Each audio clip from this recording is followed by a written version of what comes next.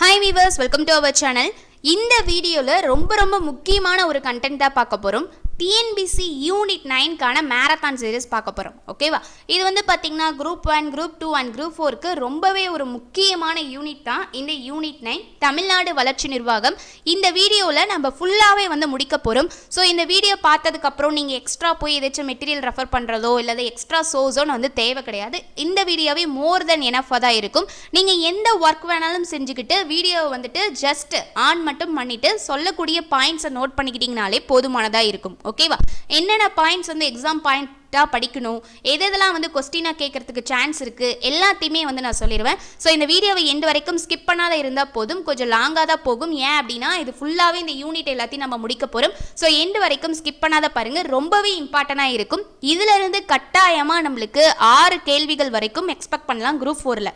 Group 1க்கு unit 8 and unit 9 படிக்கிறதுனால 50 கேள்விகள் வரும். அதே குரூப் 2க்கு யூனிட் 8 அண்ட் யூனிட் 9 படிக்கிறதுனால 30லிருந்து 35 கேள்விகள் வரும். குரூப் 4க்கு யூனிட் 8 அண்ட் யூனிட் 9 படிக்கிறதுனால 15லிருந்து 18 கேள்விகள் எக்ஸ்பெக்ட் பண்ணலாம். சோ வீடியோவை எண்டு வரைக்கும் ஸ்கிப் பண்ணாத பாருங்க. வீடியோக்குள்ள போகலாம். தமிழகத்துல மானுட புவியியல் மற்றும் பொருளாதார போக்குகள். ஃபர்ஸ்ட் மானுட புவியியல்னா என்ன? மானுடம் அப்படின்னா மனிதன் அப்படின்னு அர்த்தம். புவியியல் அப்படின்னா இயற்கை சூழல். அப்போ மனிதனுடைய இயற்கை சூழலுடைய செயல்பாடுகள் எப்படி இருந்துச்சு அப்படிங்கிறத பத்தி தெரிஞ்சுக்கிறது தான் இந்த மானுட புவியியல். அப்போ தமிழகத்துல மானுட புவியியல் எப்படி இருந்துச்சு அப்படிங்கிறத பார்க்க போறோம். புவியில காணப்படக்கூடிய வளங்கள்ல மனித வளமே மிகச் சிறந்ததா இருந்திருக்கு. ஸோ இதை தெரிஞ்சுக்கோங்க. வேளாண்மை வேளாண்மை அப்படிங்கிறது ரொம்ப முக்கியமான ஒரு விவசாய நடைமுறை தான் வேளாண்மை. அதை இங்கிலீஷ்ல என்ன சொல்லுவாங்க? அக்ரிகல்ச்சர் அப்படின்னு சொல்லுவாங்க. அப்போ இந்த அக்ரிகல்ச்சர் அப்படிங்கிற சொல் லத்தீன் வார்த்தைகளான அகர் மற்றும் கல்சரா அப்படிங்கிறதுல இருந்தா பெறப்பட்டது. இந்த அகர் அப்படிங்கிற லத்தீன் சொல்லுக்கான பொருள் நிலம். அடுத்து கல்சரா என்பதற்கான லத்தீன் சொல்லுக்கான பொருள் வளர்த்தல். அப்போ நிலம் வளர்த்தல் அப்படிங்கிறது தான் இதற்கான பொருள். அப்போ அக்ரிகல்ச்சர் அப்படிங்கிறது அகர் மற்றும் கல்சரா அப்படிங்கிற லத்தீன் சொல்ல இருந்து பெறப்பட்டிருக்கு. வேளாண்மை அப்படின்னா என்ன? விவசாய நடைமுறைகளை சொல்லக்கூடிய பயிர் சாகுபடி செய்கிறது, கால்நடை வளர்க்கிறது, ஆடு மாடு இருக்கு இல்லையா, அந்த கோழி இந்த மாதிரி வளர்க்கிறது, பறவைகள் காடுகளை வளர்க்கிறது, மீன் பிடிக்கிறது, இந்த மாதிரி அதோட தொடர்புடைய நடவடிக்கைகளை பற்றி சொல்றதுதான் இந்த வேளாண்மை அப்படிங்கிறது. தமிழ்நாட்டோட முக்கிய தொழிலா இந்த வேளாண்மை இருக்கு. இந்தியா சுதந்திரம் அடைந்ததிலிருந்து வந்து பாத்தீங்கன்னா 65% மேற்பட்ட வாழ்வாதாரங்கள் வேளாண்மை துறையை தான் சார்ந்து இருக்கு. இந்தியா சுதந்திரம் அடைஞ்சது அப்புறம் வந்து பாத்தீங்கன்னா 65% மக்கள் இந்த விவசாயத்தையே வேளாண் துறையே வந்து நம்பி இருக்காங்க. அதே போல இந்த மாநிலத்தோட பொருளாதாரத்துல வேளாண்மை அப்படிங்கிறது ரொம்ப முக்கிய பங்காற்றுது. கிராமப்புற மக்களுக்கு இந்த வேளாண்மை மூலியமா தான் வேலை வாய்ப்பு அப்படிங்கிறது கிடைக்குது. அப்போ கிராமப்புறங்கள்ல வந்து பாத்தீங்கன்னா நகர்ப்புறத்துல இருக்கவங்க சிட்டி சைட்ல இருப்பாங்க. ஸோ அங்க காடுகள் அப்படிங்கிறது அதிகமா இருக்காது. அப்போ கிராமப்புறங்கள்ல காடுகள் அப்படிங்கிறது அதிகமா இருக்கும். ஸோ அது விவசாயம் செய்யறது மூலியமா வேலை வாய்ப்பற்றவர்களுக்கு எல்லாத்துக்கும் இது ஒரு வேலை தரக்கூடியதா இருக்கு. அதனால வேளாண்மைக்கு பொருளாதார வளர்ச்சிக்கும் இடையே ஒரு வலுவான தொடர்பு இருக்கு. ஏன் அப்படின்னா மாநில பொருளாதாரத்துல வேளாண்மையோட பங்கு வந்து பாத்தீங்கன்னா 25% ஏறதால இருக்கு. ஆண்டிற்காண்டு மாறுபடுது, இருந்தாலும் ஒரு தோராயமா சொல்லும் போது 21% இருக்கு. தமிழகத்துல வந்து பாத்தீங்கன்னா 7 வேளாண் காலநிலை மண்டலம் இருக்கு. நெல்லு, திணை வகைகள் மற்றும் பருப்பு வகைகள் மாநிலத்தோட முக்கிய உணவு பயிர்கள். கரும்பு, பருத்தி, சூரியகாந்தி, தென்னை, முந்திரி, மிளகாய், எள், நிலக்கடலை, தேயிலை, காஃபி, ஏலக்காய் மற்றும் ரப்பர் இது எல்லாம் முக்கிய வணிக பயிர்களா இருக்கு. இப்போ கரும்பு, பருத்தி இதெல்லாம் வணிக பயிர். சூரியகாந்தி, தென்னை இதெல்லாம் வந்து பாத்தீங்கன்னா எண்ணெய் வித்துகளுக்கு பயன்படக்கூடியது. முந்திரிலாம் வந்து பாத்தீங்கன்னா தோட்டப்பயிர். அதே போல எள்ளு, நிலக்கடலை இதுவும் எண்ணெய் வித்துக்கள்ல வரும். தேயிலை, காஃபி தோட்டப்பயிர், ஏலக்காய், ரப்பர் இது எல்லாமே தோட்டப்பயிர். ஓகேவா? ஸோ இதெல்லாம் முக்கிய வணிக பயிர்களா இருக்கு. தமிழகம் அதே போல வந்து பாத்தீங்கன்னா இந்திய அளவுல உதிரி பூக்கள் பழங்கள் உற்பத்தியில 3வது இடத்துல இருக்கு. ரொம்ப முக்கியம். ஓகேவா? தமிழகம் வந்து பாத்தீங்கன்னா இந்திய அளவுல உதிரி பூக்கள் மற்றும் பழங்கள் உற்பத்தியில 3வது இடத்துல இருக்கு. அதே போல தமிழ்நாடு மஞ்சள் உற்பத்தி அதிகமா செய்யக்கூடிய மாநிலமாகவும் இருக்கு. அந்த தமிழ்நாட்டுல ஈரோடு மாவட்டம் அப்படிங்கிறது மஞ்சள் ஏற்றுமதி செய்யறதுக்காக இருக்கட்டும், இது எல்லாத்துக்குமே ரொம்பவே ஒரு ஃபேமஸான ஏரியா தான் ஈரோடு மாவட்டம். அடுத்து ரப்பர் உற்பத்தியில 2வது இடத்துல தமிழ்நாடு, மிளகு உற்பத்தியில 3வது இடத்துல தமிழ்நாடு இருக்கு. அப்போ ரப்பர் உற்பத்தியில முதலிடம் எது அப்படின்னு சொல்லி கேட்டாங்கன்னா கேரளா. அனைத்து வகை பயிர்களுக்கான மொத்த உற்பத்தி பயிர் 2013-14 கணக்கெடுப்பு படி தமிழ்நாடுக்கு எவ்வளோ இருக்கு அப்படின்னா 58.97 லட்சம் ஹெக்டராக இருக்கு. உணவு தானிய உற்பத்தி பரப்பு அப்படிங்கிறது 72.9%, பிற பயிர்களுக்கான உற்பத்தி பரப்பு அப்படிங்கிறது 27.1%, தமிழ்நாட்டில் இருக்கு. அதாவது உணவு தானிய உற்பத்தி பரப்பு தமிழ்நாட்டில் எவ்வளோ இருக்குன்னா 72.9%. 20 டைம் எக்ஸாம்ல கேட்டிருக்காங்க. மற்ற பயிர்களுக்கான உற்பத்தி பரப்பு எவ்வளவா இருக்கு? 27.1% இருக்கு. அடுத்து வேளாண்மையை தீர்மானிக்கக்கூடிய புவியியல் காரணிகள். புவியியல் காரணிகள்னா என்ன? இந்த மலைகள், பீடபூமிகள், சமவெளிகள் இருக்கு இல்லையா? ஸோ இதுதான் புவியியல் காரணிகள். இந்த புவியியல் காரணிகளில் ஒன்றான சமவெளிகள் அப்படிங்கிறது வேளாண்மைக்கு ஏற்ற பகுதியாக இருக்குது. ஏன் அப்படின்னா இந்த சமவெளிகளில் வளமான வண்டல் மண் காணப்படுறதுனால இங்கே அதிகமான வேளாண் உற்பத்தி செய்ய முடியும். அதுக்கு தான் ஒரு எக்ஸாம்பிள் என்ன சொல்கிறாங்க அப்படின்னா, தமிழ்நாட்டில் இருக்கக்கூடிய காவிரி சமவெளி அங்கே பார்த்திங்கன்னா வண்டல் மண் அதிகமாக நிறைந்துள்ளதுனால அங்கே வேளாண் உற்பத்தி செய்கிறதுக்கு ஓரளவுக்கு ஏற்றதாக இருக்குது அப்படின்னு சொல்லப்படுது. தெரிஞ்சுக்கோங்க. அடுத்து காலநிலை. தமிழ்நாடு பார்த்திங்கன்னா பூமத்திய ரேகைக்கு அருகிலும் வெப்பமண்டலத்திலும் அமைந்துள்ளதால் வெப்பமண்டல காலநிலையை பெறுகிறது அப்படின்னு சொல்கிறாங்க. அதனால் தமிழ்நாட்டோட வெப்பநிலை ஆண்டு முழுவதும் அதிகமாக உள்ளது. வெப்பமண்டல பயிர்கள் அதனால் பயிரிடுறாங்க. தமிழ்நாட்டில் வெப்பநிலை அதிகமாக இருக்கிறதுனால வெப்பமண்டல பயிர்களை அதிகமாக பயிரிடுறாங்க. நீங்கள் பார்த்துருப்பீங்க, மரவள்ளி குச்சிக்கிழங்காக இருக்கட்டும், அதே போல் இந்த கரும்பாக இருக்கட்டும். ஸோ இது ஒரு வேளை மழையே வராத போயிட்டா கூட இந்த வெயிலுக்கு தாங்கும் அப்படின்னு சொல்லி அதை என்ன பண்ணுவாங்க? பயிரிடுவாங்க. நீர் வேளாண்மையை கட்டுப்படுத்தக்கூடிய முக்கிய காரணி. ஆமாம் தானே, நீர் இருந்தால் தான் எந்த வேளாண்மையுமே செய்ய முடியும். ஸோ அதை வச்சு தான் நம்ம வேளாண்மை எப்படி செய்யணும் அப்படிங்கிறது நிர்ணயிக்கப்படுது. தமிழ்நாட்டில் பார்த்திங்கன்னா அதிகப்படியாக வடகிழக்கு பருவக்காற்றை தான் நம்புகிறாங்க. ஏன் அப்படின்னா வடகிழக்கு பருவக்காற்றில் தான் அதிகமான மழை கிடைக்கும் அப்படிங்கிறதுனால. ஸோ அந்த டைம் ஒருவேளை மழை வராத போயிடுச்சு அப்படின்னாலும் வேளாண்மை ரொம்பவே பாதிக்கப்படும். அடுத்து இந்த பாக்ஸில் பார்க்கக்கூடியது ரொம்பவே முக்கியமான பாயிண்ட்டு. தமிழ்நாட்டின் வேளாண் முறைகளின் வகைகள் மற்றும் பகுதிகள். வேளாண் வகை இங்கே சொல்வோம், பயிரிடப்படும் பகுதிகள் இங்கே இருக்குது. தீவிர தன்னிறைவு வேளாண்மை அப்படிங்கிறது எங்கே பின்பற்றுறாங்க அப்படின்னா தமிழ்நாட்டில் சில பகுதிகள் தவிர்த்து அனைத்து பகுதிகளிலும் பின்பற்றப்படுகிறது. தோட்ட வேளாண்மை அப்படிங்கிறது மேற்கு மற்றும் கிழக்கு தொடர்ச்சி மலைச்சரிவுகளில் பின்பற்றப்படுது. கலப்பு வேளாண்மை, அதாவது எல்லாமே கலந்து பயிரிடுறாங்க இல்லையா, இதுதான் அப்படின்னு கிடையாது. தோட்ட பயிராக இருக்கட்டும், அதே போல் எண்ணெய் வித்துக்களாக இருக்கட்டும், எல்லாமே பயிரிடுவாங்க. இது எங்கே பின்பற்றப்படுதுன்னா காவிரி மற்றும் தென்பெண்ணை ஆற்றுப்படுகைகளில் பின்பற்றப்படுது. அடுத்து மண் அப்படிங்கிறது வேளாண்மைக்கு மிக முக்கியமான ஒரு கூறு தான் மண். ஏன் அப்படின்னா மண்ணு தான் பார்த்திங்கன்னா பயிர்களுக்காக இருக்கட்டும், தாவரங்களாக இருக்கட்டும், அதோட வளர்ச்சிக்கு தேவையான கனிம சத்துக்களையும் ஊட்டச்சத்துக்களையும் தருது. மண் இருந்தால் தானே அந்த இடத்துல விளைக்க முடியும். அதே போல் ஆற்று பள்ளத்தாக்குகள் மற்றும் கடற்கரை சமவெளி பகுதிகளில் வளமான வண்டல் மண் நிறைந்துள்ளதால் இப்பகுதிகள் மாநில வேளாண் உற்பத்தியில் முக்கிய பங்காற்றுகின்றன. அடுத்து நீர்ப்பாசனம். நம்ம தமிழ்நாட்டில் பருவ மழை அப்படிங்கிறது சமச்சீரற்ற நிலையில தான் இருக்குது. ஸோ எக்ஸ்பெக்ட் பண்ணுற டைமில் மழை பெய்யுறது கிடையாது. அதே போல் அந்த கிளைமேட் எப்போ சொல்கிறாங்களோ இந்த பருவ காலத்தில் மழைக்காலம் அப்படின்னு சொல்கிறாங்க இல்லையா, ஸோ அப்போ மட்டும்தான் பார்த்திங்கன்னா மழை அப்படிங்கிறது வருது. இந்த வெப்பச்சலனம் காரணமாகவோ இல்லை ஏதோ ஒரு காரணத்தாலேயோ மழை வரும் அப்படின்னு எக்ஸ்பெக்ட் பண்ணுறது நடக்காத ஒன்றா இருக்குது. அதனால தான் சமச்சீரற்ற நிலையில் இருக்குது அப்படின்னு சொல்கிறாங்க. பயிர் சாகுபடி சிறப்பாக நடைபெற நீர்ப்பாசனம் மிகவும் இன்றியமையாது. ஆனால் இல்லை, நீர்ப்பாசனம் இருந்தால் தானே அதை வச்சு பயிரிடப்பட முடியும். அதனால் என்ன பண்ணுறாங்கன்னா வறண்ட காலங்களில் மானாவாரி பயிர்கள் பயிரிடப்படுகிறது. அதாவது என்ன பண்ணுறாங்க அப்படின்னா மழை வந்தாலும் சரி மழை வரலினாலும் சரி சில இது மட்டும் இந்த வெயில் தாங்கி வரும் அப்படின்னு சொல்லுவாங்க இல்லையா, அந்த மாதிரி பயிரிட்டுறாங்க. அடுத்து இந்த பாக்ஸில் இருக்கக்கூடிய கண்டென்ட் ரொம்பவே முக்கியம். தமிழ்நாடு வேளாண் பல்கலைக்கழகம் TANU அப்படின்னு சொல்லுவாங்க. இது கீழே செயல்பட்டு வரக்கூடியது தான் தமிழ்நாடு நெல் ஆராய்ச்சி நிறுவனம், TRRI அப்படின்னு சொல்லுவாங்க. ஸோ இதோட வேலை என்ன அப்படின்னா இப்போது கல்லூரிகளாக இருக்கட்டும், அதே போல் ஆராய்ச்சி நிறுவனங்களாக இருக்கட்டும், அதுக்கு நெல்லை எப்படி உற்பத்தி செய்யணும், சாகுபடி செய்யணும் அப்படிங்கிற நாலேஜை கொடுக்கக்கூடியதான் இந்த தமிழ்நாடு நெல் ஆராய்ச்சி நிறுவனத்தோட வேலை.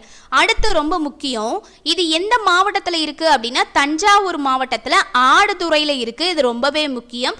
எப்போ தொடங்கப்பட்டது அப்படின்னா 1985ஆம் ஆண்டு ஏப்ரல் மாதத்தில் இந்த தமிழ்நாடு நெல் ஆராய்ச்சி நிறுவனம் தொடங்கப்பட்டிருக்கு. இது ரொம்பவே முக்கியம். அடுத்து தமிழ்நாட்டோட வேளாண் பருவ காலங்கள் பற்றி பார்க்கலாம். மாநிலத்தோட வேளாண் பருவ காலங்கள் பின்வருமாறு என்னென்ன அப்படின்னு சொல்லி பாருங்க. பருவம், விதைக்கக்கூடிய காலம், அறுவடை காலம், முக்கிய பயிர்கள் அப்படின்னு பார்த்துடலாம். சொர்ணாவரி அப்படின்னா சித்திரை பட்டத்தில் விளைக்கக்கூடிய பயிரை சொர்ணாவரி அப்படின்னு சொல்லுவாங்க. அந்த முக்கிய பயிர்கள் என்னென்ன அப்படின்னா பருத்தியும் திணை வகைகளும். இதை எப்போ விதைப்பாங்க அப்படின்னா ஏப்ரல் டு மேல. எப்போ அறுவடை செய்வாங்க அப்படின்னா ஆகஸ்ட் டு செப்டம்பர். அடுத்து சம்பா அப்படின்னா ஆடி பட்டத்தில், அதை தான் சம்பா அப்படின்னு சொல்லுவாங்க. இதற்கான முக்கிய பயிர் நெல் மற்றும் கரும்பு. விதைக்கக்கூடிய காலம் ஜூலை டு ஆகஸ்டாகவும் அறுவடை செய்யக்கூடிய காலம் ஜனவரி டு பிப்ரவரியாகவும் இருக்கு. அடுத்து நவரை. இந்த பருவத்துக்கான முக்கிய பயிர்கள் பழங்கள், காய்கறிகள், வெள்ளரி, தர்பூசணி. இதை விதைக்கக்கூடிய காலம் நவம்பர் டு டிசம்பர். இதை அறுவடை செய்யக்கூடிய காலம் பிப்ரவரி டு மார்ச். தமிழ்நாட்டோட முக்கிய பயிர்களின் பரவல்கள் பார்க்கலாம். அதில் ஃபஸ்ட்டு சொல்லக்கூடியது நெல். நெல் அப்படிங்கிறது தமிழ்நாட்டோட உணவு பயிர்களில் ரொம்ப ரொம்ப முக்கியமான ஒன்று தான் இந்த நெல் அப்படிங்கிறது. அந்த நெல்லில் எது ரொம்பவே அதிகமாக தமிழ்நாட்டில் பயிரிடுறாங்க அப்படின்னா பொன்னி மற்றும் கிச்சடி சம்பா நெல். இது ரொம்பவே முக்கியம். மாநிலத்தில் ஏறதாழ 3 மில்லியன் ஹெக்டர் பரப்பளவில் நெல் பயிரிடப்படுது. தமிழகம் முழுவதும் இது பயிரிடப்பட்டாலும் 3 மில்லியன் ஹெக்டர் பரப்பளவில் தஞ்சாவூர், திருவாரூர், திருவள்ளூர், காஞ்சிபுரம், விழுப்புரம், கடலூர் மற்றும் திருநெல்வேலி மாவட்டங்களில் அதிக அளவில் பயிரிடப்படுது அப்படின்னு சொல்லப்படுது. நெல் உற்பத்தியில் தமிழகம் எத்தனாவது இடத்துல இருக்குது அப்படின்னா 3வது இடம். ரொம்ப ரொம்ப இம்பார்ட்டன்ட் பாயிண்ட்டு. அப்போ நெல் உற்பத்தியில் முதலிடத்தில் இருக்கக்கூடிய மாநிலம் எதுன்னு கேட்டால் மேற்கு வங்காளம். வெரி இம்பார்ட்டன்ட் பாயிண்ட், நோட் பண்ணிக்கோங்க.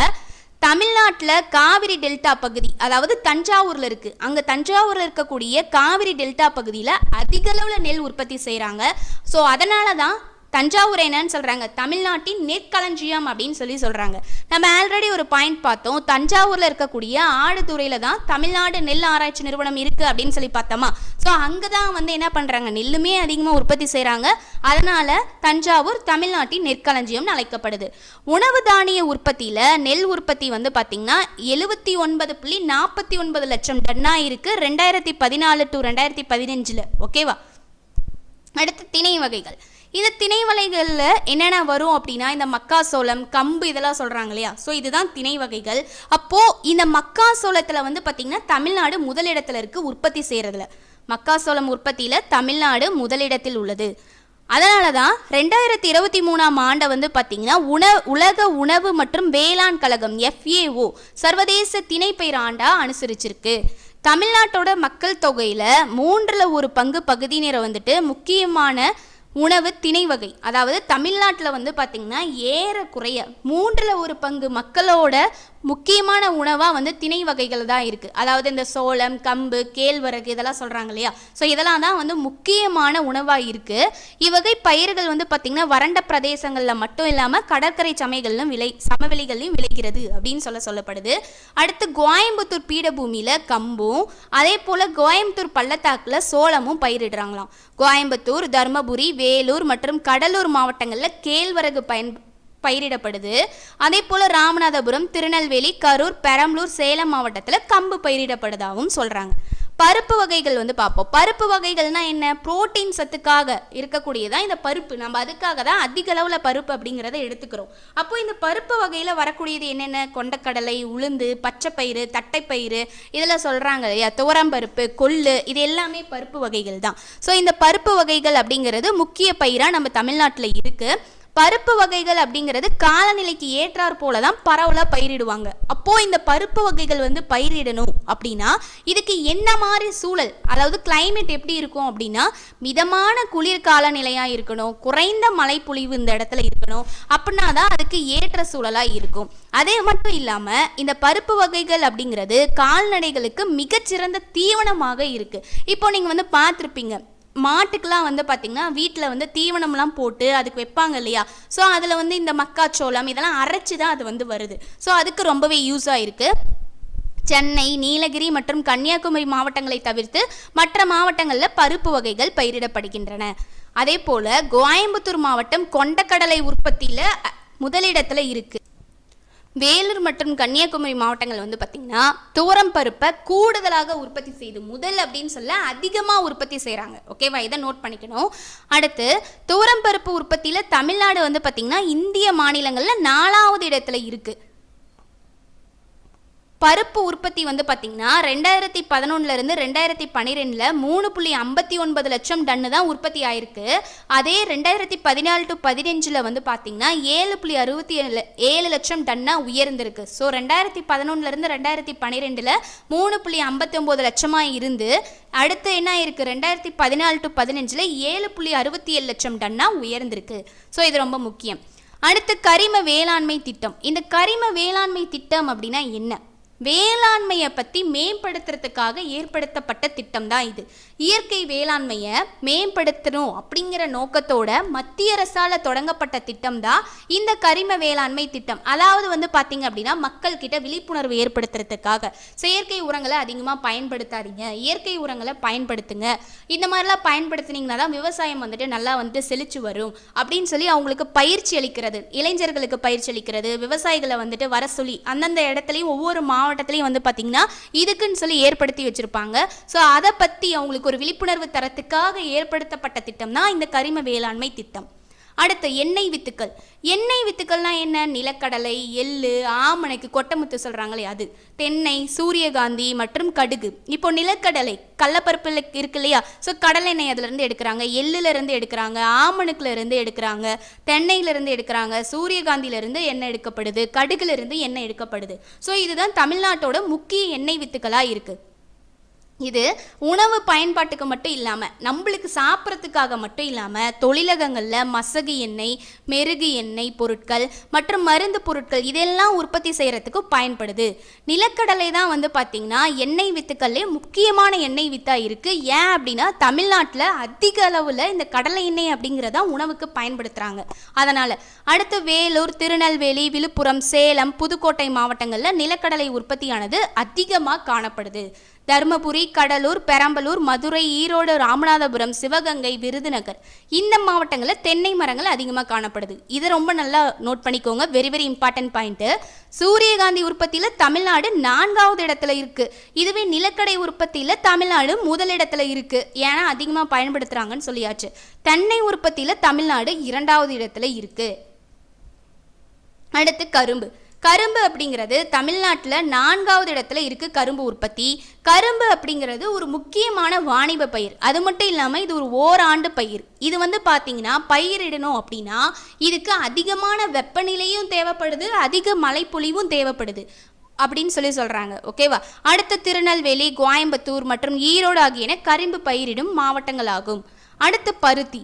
பருத்தி உற்பத்தியில் தமிழ்நாடு எத்தனையாவது இடத்துல இருக்குது அப்படின்னு சொல்லி கேட்டாங்கன்னா 9வது இடம். ரொம்ப ரொம்ப முக்கியம். கரும்பு உற்பத்தியில் 4வது இடத்துலையும் பருத்தி உற்பத்தியில் 9வது இடத்துலையும் இருக்குது. இது ஒரு இலைப்பயிர் மற்றும் வாணிப பயிராகவும் இருக்குது. இதுக்கு கரிசல் மண் அப்படிங்கிறது ஏற்றதாக இருக்கும் பயிரிடுறதுக்கு. அதே போல் வந்து பார்த்திங்கன்னா இந்த பருத்தி வளரணும் அப்படின்னா ஈரப்பத காலநிலை இருக்கணும். வளரக்கூடிய காலத்தில், அறுவடை செய்யக்கூடிய காலத்தில் வறண்ட காலநிலையாக இருக்கணும். அடுத்து கோயம்புத்தூர் பீடபூமி பகுதியிலும் வைகை மற்றும் வைப்பாறு ஆற்று வடிநில பகுதிகளிலும் பருத்தி பயிரிடப்படுகிறது. இது தெரிஞ்சுக்கிட்டா போதுமானது. அடுத்து தோட்டப்பயிர்கள். தோட்டப்பயிர்கள்னா என்ன? நம்ம ப்ரீவியஸாகவே சொன்னோம் இல்லையா, இந்த தேயிலை, காஃபி, ரப்பர், முந்திரி, சின்கோனா இதை எல்லாத்தையுமே வந்து நம்ம மாநிலத்தோட மிக முக்கியமான தோட்டப்பயிராக இருக்குது. அதில் அஸ்ஸாம் மாநிலம் அப்படிங்கிறது தேயிலை உற்பத்தியில் முதலிடத்துல இருக்குது. இது ரொம்ப ரொம்ப முக்கியம். அடுத்து 2ஆம் இடத்துல தமிழ்நாடு இருக்குது. அடுத்து வந்து பாருங்க, நீலகிரி மலைகள் மற்றும் சேலம் மாவட்டத்தில் உள்ள ஏற்காடு மலைச்சரிவுகளில் காஃபி குறிப்பிடத்தக்க அளவில் பயிரிடப்படுது. அடுத்து காஃபி உற்பத்தியில் கர்நாடகா மாநிலம் முதலிடத்தில் இருக்கு. கர்நாடகாவுக்கு அடுத்தபடியாக தமிழ்நாடு 2வது இடத்துல இருக்கு. காஃபி உற்பத்தியில் தமிழ்நாடு முதலிடம், கர்நாடகா முதலிடம், தமிழ்நாடு 2வது இடத்துல இருக்கு. ரப்பர் தோட்டங்கள் வந்து பார்த்தீங்கன்னா கன்னியாகுமரியில் அதிகமாக காணப்படுது. ஏன் அப்படின்னா கேரளாவிலுமே வந்து ரப்பர் தோட்டங்கள் அதிகமாக இருக்கும். அதுக்கு பக்கத்தில் இருக்கக்கூடியது கன்னியாகுமரி. அப்போ கன்னியாகுமரியிலையும் வந்து பார்த்தீங்கன்னா ரப்பர் தோட்டங்கள் அதிகமாக காணப்படுது. தமிழ்நாட்டில் உள்ள மேற்கு தொடர்ச்சி மலை மற்றும் கிழக்கு தொடர்ச்சி மலைகளோட சரிவுகளில் மிதவெப்பம் மற்றும் ஈரமான காலநிலை உள்ள பகுதிகளில் மிளகு விளைகின்றது. கடலூர் மாவட்டத்தில் வந்து பார்த்திங்கன்னா பெரும் பகுதிகளில் முந்திரி பயிரிடப்படுகிறது. அதாவது இந்த கடலூரில் வந்து பார்த்திங்கன்னா பண்ருட்டி இந்த ஊர்லலாம் வந்து பார்த்திங்கன்னா இந்த முந்திரி அப்படிங்கிறது அதிகமாக வந்து பயிரிடுவாங்க. அங்கே பார்த்திங்கன்னா முந்திரி தோட்டம் தான் அதிகமாக இருக்கும். அடுத்து ஏறதாழ 1060 மீட்டர் முதல் 1280 மீட்டர் உயரம் வரை உள்ள ஆனைமலை பகுதிகளில் சின்கோனா பயிரிடப்படுகிறது. ஏறத்தாழ 915 மீட்டர் முதல் 1525 மீட்டர் வரை உள்ள மதுரையை சுற்றியுள்ள மலைப்பகுதிகளில் ஏலக்காய் தோட்டங்கள் காணப்படுகின்றன. இதெல்லாம் இது வரைக்கும் எக்ஸாமில் கேட்டது கிடையாது, இது ஜஸ்ட் தெரிஞ்சுக்கோங்க. அடுத்தது டான் டீ அப்படின்னா இந்த நிறுவனம் பார்த்திங்கன்னா இந்தியாவில் கருப்பு வகை தேயிலை இருக்கு இல்லையா, ஸோ அந்த கருப்பு வகை தேயிலை உற்பத்தியிலையும் கலப்பு வகை தேயிலை உற்பத்தியிலையும் முன்னணி வகிக்கக்கூடிய நிறுவனங்களில் ஒன்றாக தான் இருக்குது. தமிழ்நாடு தேயிலை பயிரிடும் பரப்பு ஏறதால 4500 ஹெக்டராக இருக்குது. தமிழ்நாடு பால் வளர்ச்சி கழகம் என்று நிறுவப்பட்ட அமைப்பானது என்னவா மாறி இருக்கு, தமிழ்நாடு பால் உற்பத்தியாளர்கள் கூட்டுறவு சங்கம் அப்படிங்கிற புதிய அமைப்பாக அந்த பெயரை மாற்றிருக்காங்க. அதாவது தெரிஞ்சிருக்கும் ஆவின் அப்படின்னு சொல்கிறாங்க இல்லையா, இப்போ ஹட்சன் அப்படின்னா பிரைவேட் கம்பெனி பால் சொசைட்டி சொல்கிறாங்க இல்லையா, அதே ஆவின் அப்படின்னா கவர்மெண்ட்டோடது. ஸோ அந்த ஆவின் அப்படிங்கிற பெயரில் இது செயல்பட்டுக்கிட்டு வருது. அடுத்து கால்நடை வளர்ப்பு அப்படிங்கிறது ஊரக மக்களுக்கு ரொம்பவே இம்பார்ட்டண்டாக இருக்குது. ஏன் அப்படின்னா அவங்களோட பொருளாதார தேவை ரீதியானது எல்லாமே இந்த கால்நடை வளர்ப்பு மூலிமா தான் செய்கிறாங்க. மாடு வச்சுருக்கவங்க என்ன பண்ணுவாங்க, பால் இது பண்ணுவாங்க. அதே போல் ஆடு வச்சு அதை வளர்த்து என்ன பண்ணுறாங்கன்னா விற்கிறாங்க. ஸோ அதுக்காக கால்நடை அப்படிங்கிறது ரொம்பவே முக்கியமானதாக இருக்குது. அப்போது தமிழ்நாட்டில் மொத்தம் எவ்வளோ கால்நடைகள் இருக்குது அப்படின்னா 88,92,473 கால்நடைகள் இருக்கிறதா சொல்லப்படுது. அது மட்டும் இல்லாமல் வெள்ளாடுகள் அப்படிங்கிறது 47,86,341 வெள்ளாடுகள் மற்றும் 11,73,000 வெள்ளாடுகள் பார்த்திங்கன்னா 47,86,341 பக்கமாக இருக்குது.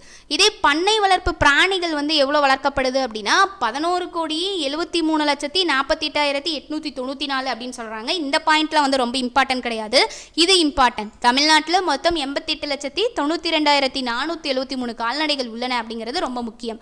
அடுத்த வெள்ளாடுகள் தான் பார்த்திங்கன்னா ஏழை மக்களோட பசு அப்படின்னு அழைக்கப்படுது. இது ரொம்ப இம்பார்ட்டன்ட். கால்நடை வகைகளான பசு மற்றும் எருமை வளர்ப்பிற்கு ஏற்பில்லா இடங்களான நில விளிம்பு பகுதிகள் மற்றும் மேடு பள்ளங்கள் நிறைந்த நிலத்தோற்ற பகுதிகளில் வெள்ளாடு வளர்ப்பு ஒரு மாற்றாக உள்ளது. ஸோ அந்த இடத்துல வெள்ளாடுகளை வச்சுருப்பாங்க. மிக குறைந்த முதலீட்டில் அதிகம் லாபம் ஈட்டப்படக்கூடிய சிறு மற்றும் குறு விவசாயிகளுக்கு வெள்ளாடு வளர்ப்பு அப்படிங்கிறது அதிகமாகவே யூஸ்ஃபுல்லாக இருக்குது. அடுத்து செம்மறியாடை வச்சு என்ன பண்ணுவாங்க அப்படின்னா இந்த கம்பளி இருக்கு இல்லையா, அது தயாரிக்கிறதுக்கும் இறைச்சி பால் தோல், அதோட தோல் ரொம்பவே முக்கியமானது, அதை வச்சும் உரம் போன்ற பல்வேறு பயனுள்ள பொருட்களை இந்த செம்மறியாடு கிடைக்கிறதுனால தமிழ்நாட்டின் மலைப்பகுதிகள் வறண்ட மற்றும் அரை வறண்ட பகுதிகள் உள்ள ஊரக பொருளாதாரத்தில் இது ரொம்பவே முக்கிய பங்காற்றுது. செம்மறியாடுகள் மற்றும் அவற்றின் உரோமம் பார்த்திங்கன்னா உடைமையாளர்களுக்கு முக்கிய வருவாய் ஆதாரமாக இருக்குது. பாலுக்காக பல்வேறு வகையான கால்நடைகள் வளர்க்கப்படுகின்றன. ஆனால் இந்த செம்மறியாடு அப்படிங்கிறது இந்த தோல் உரோமத்தை வச்சு உடைகள் தயாரிக்கிறதுக்காகவும் இதுக்காக தான் இந்த செம்மறியாடுகள் பயன்படுத்தப்படுது. அடுத்து பாருங்க, நாமக்கல், சேலம், ஈரோடு மற்றும் கோயம்புத்தூர் ஆகிய மாவட்டங்களில் கோழிப்பண்ணை மையங்கள் அதிகமாக இருக்குது. நாமக்கல்லாம் போயிருந்தீங்கனாலே தெரியும், அங்கே எங்கே பார்த்தாலும் மூளைக்கு கோழிப்பண்ணை தான் இருக்கும். ஸோ முட்டை ஏற்றுமதியில் அதிகமான இடத்துல நாமக்கல் மாவட்டம் இருக்குது. மீன் வளர்ப்பில் பார்த்திங்கன்னா தமிழ்நாடு ஒரு கடற்கரை மாநிலமாக இருக்கிறதுனால மீன் பிடித்தல் அப்படிங்கிறது முக்கியமான ஒரு தொழிலாக தான் இருக்குது. பல்வேறு நீர்வழியல் சூழலில் ஏறத்தாழ 2500 வகையான மீன் இனங்கள் நம்ம தமிழ்நாட்டில் காணப்படுதாம். அடுத்து கடல் மீன் பிடிப்பு. தமிழ்நாடு கடற்கரையோட நீளம் 1076 கிலோமீட்டர் ஆகும். இது பார்த்திங்கன்னா நாட்டோட கடற்கரையில் 13% இருக்குது. இந்தியாவோட கடற்கரையில் பார்க்கும்போது 13% இந்த 1076 கிலோமீட்டர் அப்படிங்கிறது இருக்குது. மாநிலத்தோட கடற்கரை பகுதி 0.19 மில்லியன் சதுர கிலோமீட்டர் பரப்பளவை உடையது. ஏறதாழ 41,412 சதுர கிலோமீட்டர் பரப்பளவு கண்டத்திட்டு உள்ளதால் கடற்கரை மீன்பிடிப்புக்கு சாதகமாக உள்ளது. தமிழ்நாடு கடல் மீன் உற்பத்தியில் முதன்மையான மாநிலங்களில் ஒன்றாக இருக்குது. அதே போல் மீன் பிடித்தலுக்கு பார்த்திங்கன்னா பெரிய மற்றும் இயந்திர படகுகளை தமிழ்நாட்டில் பயன்படுத்துகிறாங்க. பெருங்கடல் அல்லது கடற்கரையில் இருந்து சில கிலோமீட்டர் தூரம் வரை மீன் பிடித்தல் கடலோர மீன்பிடிப்பு அப்படின்னு சொல்கிறாங்க. பெருங்கடல் மற்றும் கடற்கரையில் போய் மீன் பிடிக்கிறாங்க இல்லையா, ரொம்ப தூரம் போய், ஸோ அதை தான் கடலோர மீன்பிடிப்பு அப்படின்னு சொல்கிறாங்க. கடற்கரையிலிருந்து பொதுவாக 20 முதல் 30 மைல்கள் தூரம் வரையிலும் 100 அல்லது 1000க்கும் மேற்பட்ட அடிகள் ஆழத்தில் மீன் பிடித்தல் நடக்கிறது. அதனால் அது ஆழ்கடல் மீன்பிடிப்பு. தூரமாக போனதுன்னா அதை ஆழ்கடல் மீன் பிடிப்பு அப்படின்னு சொல்கிறாங்க. ஸோ அடுத்து வந்து இதெல்லாம் வந்து முக்கியம் கிடையாது. அடுத்து இங்கே வந்துருங்க.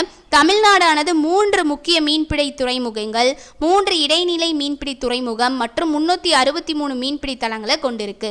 2017 to 2018 ஆண்டில் தமிழ்நாட்டோட கடல் பொருட்களின் ஏற்றுமதி அப்படிங்கிறது 72,644 மெட்ரிக் டன்களாக இருந்திருக்கு. ஓகேவா? உள்நாட்டு மீன்பிடிப்பு, அதாவது ஏரிகள், ஆறு, குளங்கள், கழிமுகங்கள், இந்த சின்ன சின்னதாக இருக்குல்ல கால்வாய்கள், சதுப்பு நிலப்பகுதி, இந்த இடத்தெல்லாம் மீன் பிடிக்கிறது தான் உள்நாட்டு மீன்பிடிப்பு அப்படின்னு சொல்லுவாங்க. இதுவே வந்து கடல் மீன் பிடிப்பு அப்படின்னா கடல் ஆழமான இதில் போய் பிடிக்கிறது தான் கடல் மீன் பிடிப்பு. ஓகேவா? சிப்பிகள் மற்றும் இறால்கள் மீன் பண்ணைகளில் வளர்க்கப்படுகின்றன. கட்டுமரம், டீசல் படகுகள், மீன் வலைகள் இதெல்லாம் வந்து பயன்படுத்தி இந்த உள்நாட்டு மீன் பிடிப்பு அப்படிங்கிறதுல மீன் பிடிக்கப்படுது. இதை வந்து தெரிஞ்சுக்கோங்க. மாநில உள்நாட்டு மீன் உற்பத்தியில் வேலூர் மாவட்டம் 10% உற்பத்தியுடன் முன்னிலத்தில் இருக்கு. கடலூர், சிவகங்கை மற்றும் விருதுநகர் மாவட்டங்கள் தலா 9% உள்நாட்டு மீன் உற்பத்தி செய்து மாநிலத்தில் 2ஆம் இடத்துல இருக்கு. முதலிடத்துல வேலூரும், கடலூர், சிவகங்கை, விருதுநகர் இதெல்லாம் 2ஆம் இடத்துல இருக்கு. மாநில பொருளாதாரத்தில் மீன்பிடி துறையானது 1.25%. பொருளாதாரத்துக்கு வந்து பார்த்திங்கன்னா 1.25% கொடுக்குது. இதே நம்ம வேளாண்மைக்கு 21% பார்த்தோம். இதுவே மீன்பிடித்தல் அப்படிங்கிறது 1.21% பங்களிப்பு பொருளாதாரத்துக்கு தருது. 2வது பசுமை புரட்சி, அதாவது இயற்கை வேளாண்மையும் கரிம வேளாண்மையும் வந்து பாதுகாக்கிறதுக்காக கொண்டு வந்தது தான் இந்த 2வது பசுமை புரட்சி அப்படிங்கிறது. இயற்கை வேளாண்மையில் செயற்கை உரங்கள், பூச்சிக்கொல்லிகள், தாவர வளர்ச்சி சீராக்கிகள், கால்நடை தீவன கலப்புகள் பயன்படுத்தப்படவில்லை. இவ்வகை விவசாயம் பயிர் சுழற்சி, பயிர் கழிவுகள், விலங்குகளின் கழிவுகள், விவசாயம் அல்லாத கரிம கழிவுகள், உயிரியல் பூச்சிக்கொல்லிகள் ஆகியவற்றை மண்வள பாதுகாப்பிற்காக நம்பியுள்ளனர். குறைவான விவசாயிகளே இந்த முறையினை பின்பற்றுறாங்க. இதன் எண்ணிக்கையை மேலும் அதிகரிக்க வேண்டும் அப்படிங்கிறதுக்காக கொண்டு வந்தது தான் இந்த 2வது பசுமை புரட்சி. நீர்வளம், மனித குலத்திற்கே புவியில் வாழும் லட்சக்கணக்கான உயிரினங்களும் நீர் இயற்கையின் இது வந்து பார்த்திங்க அப்படின்னா ஒன்றுமே இல்லை, நீர்வளத்தை தான் வந்து நம்பி இருக்காங்க அப்படிங்கிறதான் இதோட பாயிண்ட்டு. தமிழ்நாட்டோட நீர்வளங்கள், இந்தியா வந்து பரப்பளவில் 4%, மக்கள் தொகையில் 6% கொண்டுள்ள தமிழ்நாடு இந்திய நீர்வளத்தில் 2.5% மட்டும்தான் பெற்றிருக்கு. தமிழ்நாட்டோட மேற்பரப்பு நீரில் 95% அதிகமாகவும் நிலத்தடி நீரில் 80% அதிகமாகவும் ஏற்கனவே பயன்பாட்டில் இருந்து வருகிறது. இது வந்து தேவையில்லை, இதை வந்து பார்த்துக்கோங்க. இந்திய பரப்பளவில் 4%, மக்கள் தொகையில் எவ்வளவும் இருக்குது 6% இருக்குது இந்திய அளவில் பார்க்கும்போது. ஆனால் இதே தமிழ்நாடு நீர்வளத்தில் 2.5% மட்டும்தான் கொண்டிருக்கு.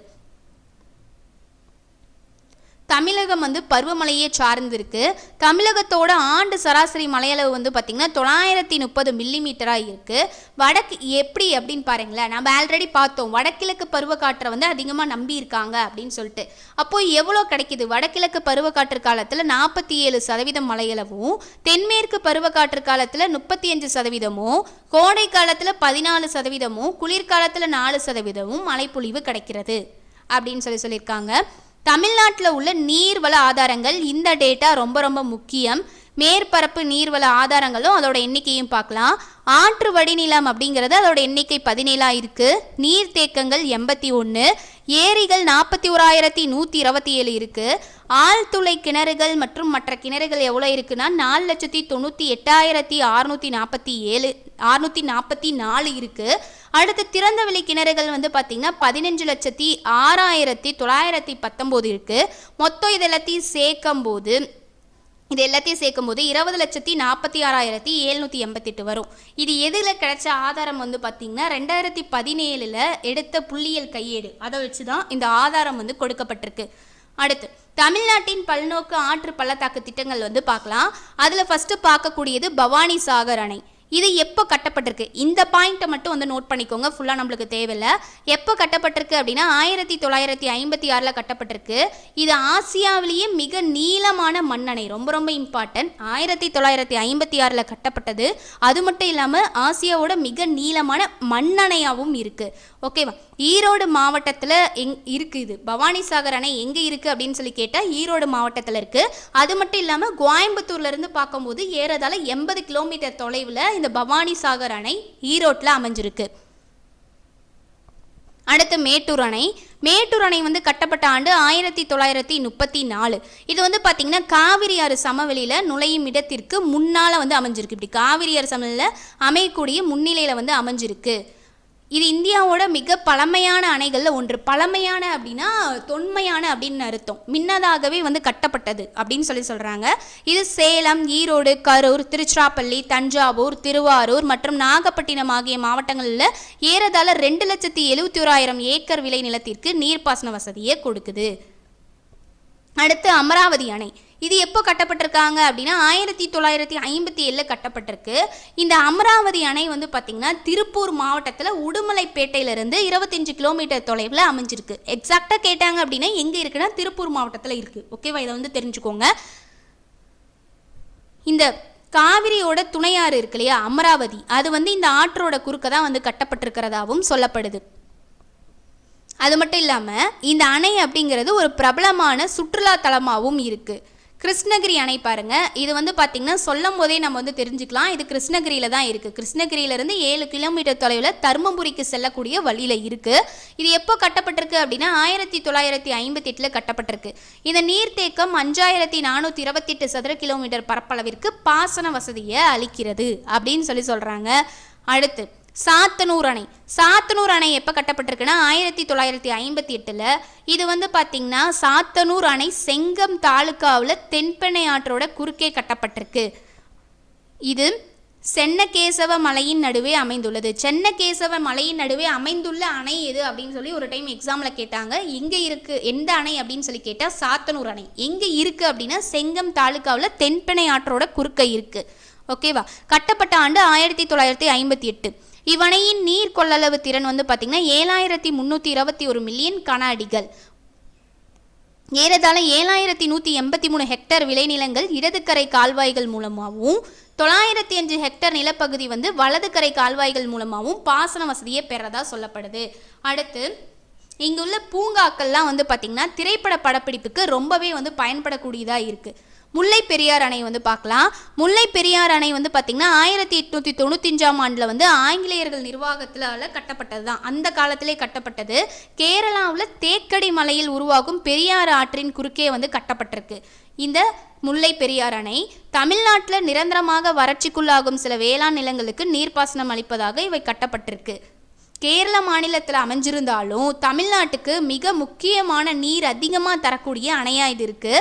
இந்த அணை 175 அடி உயரமும் 1200 அடி நீளமும் கொண்டதாக இருக்குது முல்லை பெரியார் அணை. வைகை அணை. வைகை அணை வந்து பார்த்திங்கன்னா ஆண்டிப்பட்டிக்கு அருகே வைகை ஆற்றின் குறுக்கே கட்டப்பட்டிருக்கு.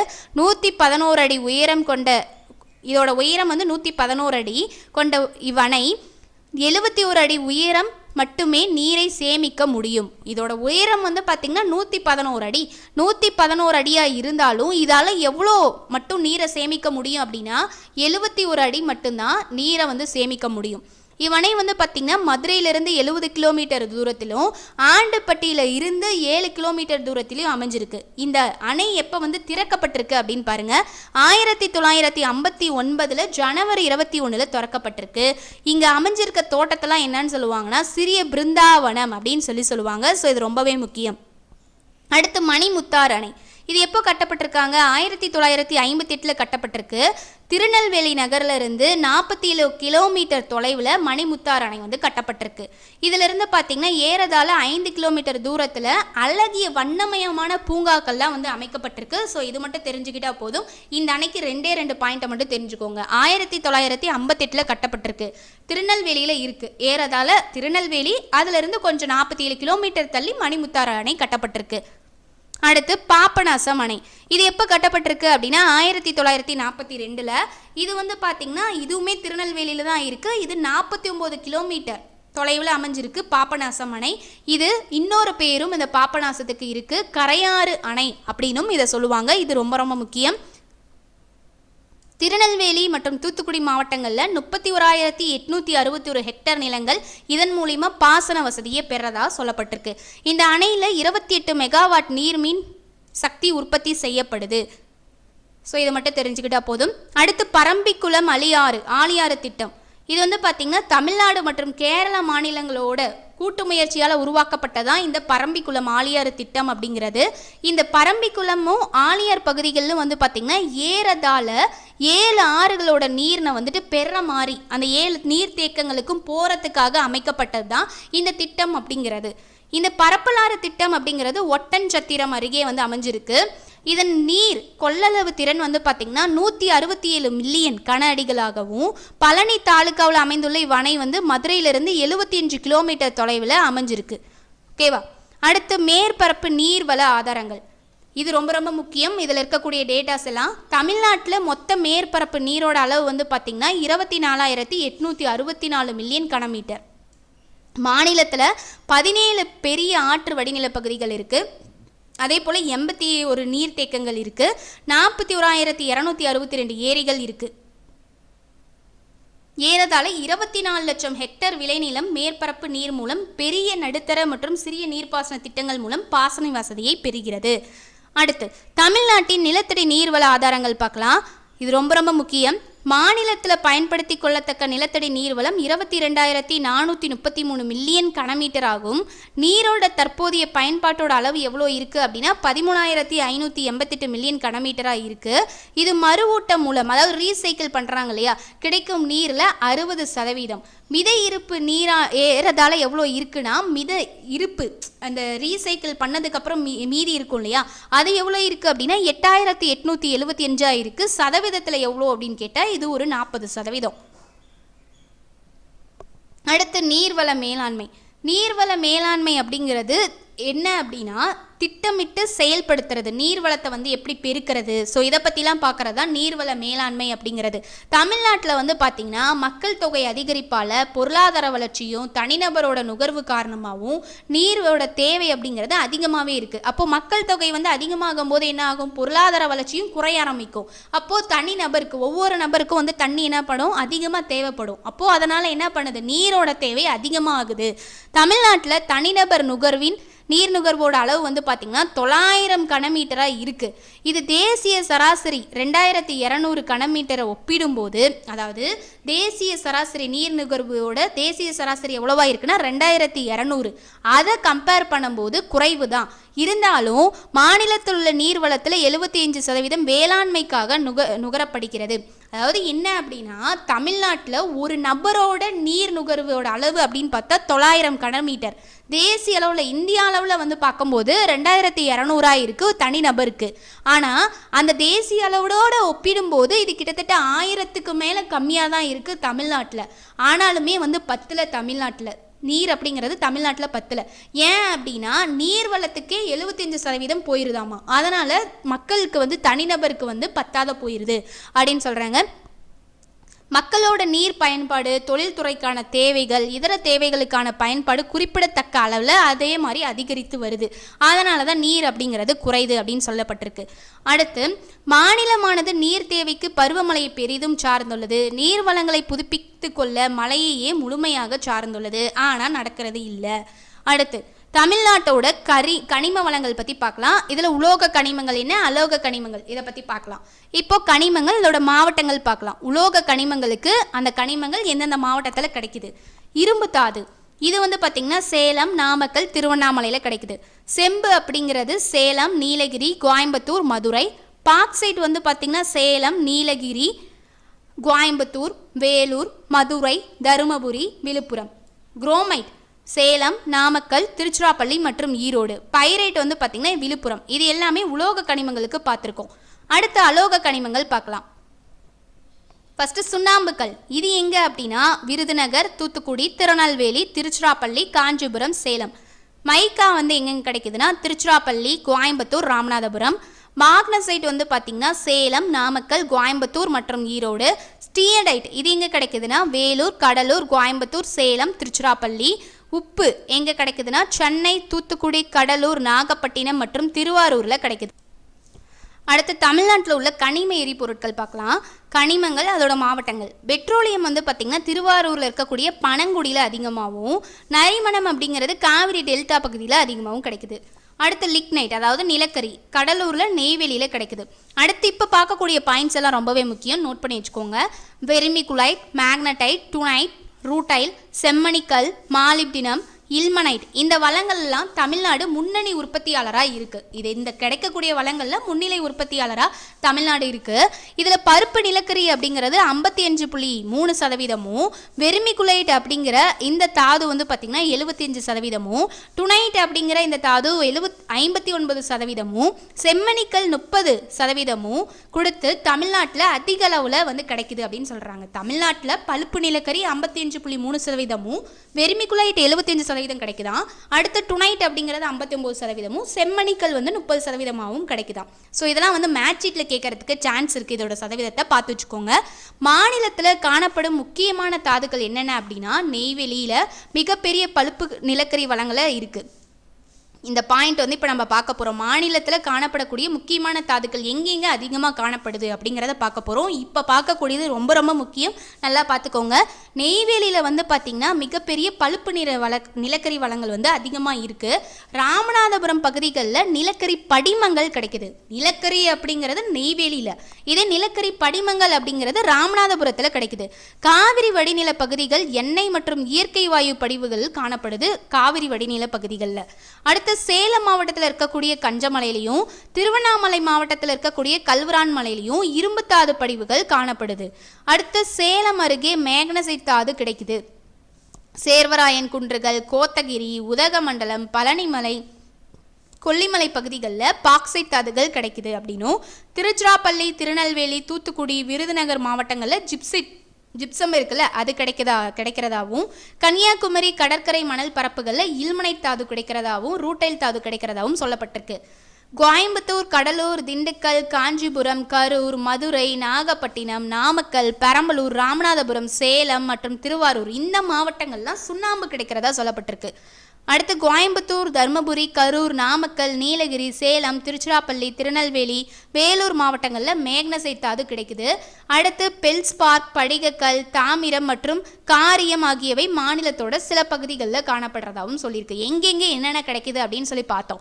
ஒரே பாயிண்ட் தான், என்னது, நிலக்கரி அப்படிங்கிறது நெய்வேலியிலையும், நிலக்கரி படிமங்கள் ராமநாதபுரத்திலையும், எண்ணெயும் இயற்கை வாயும் எங்கே அதிகமாக கிடைக்குதுன்னா காவிரி வடிநில பகுதிகளில் கிடைக்குது.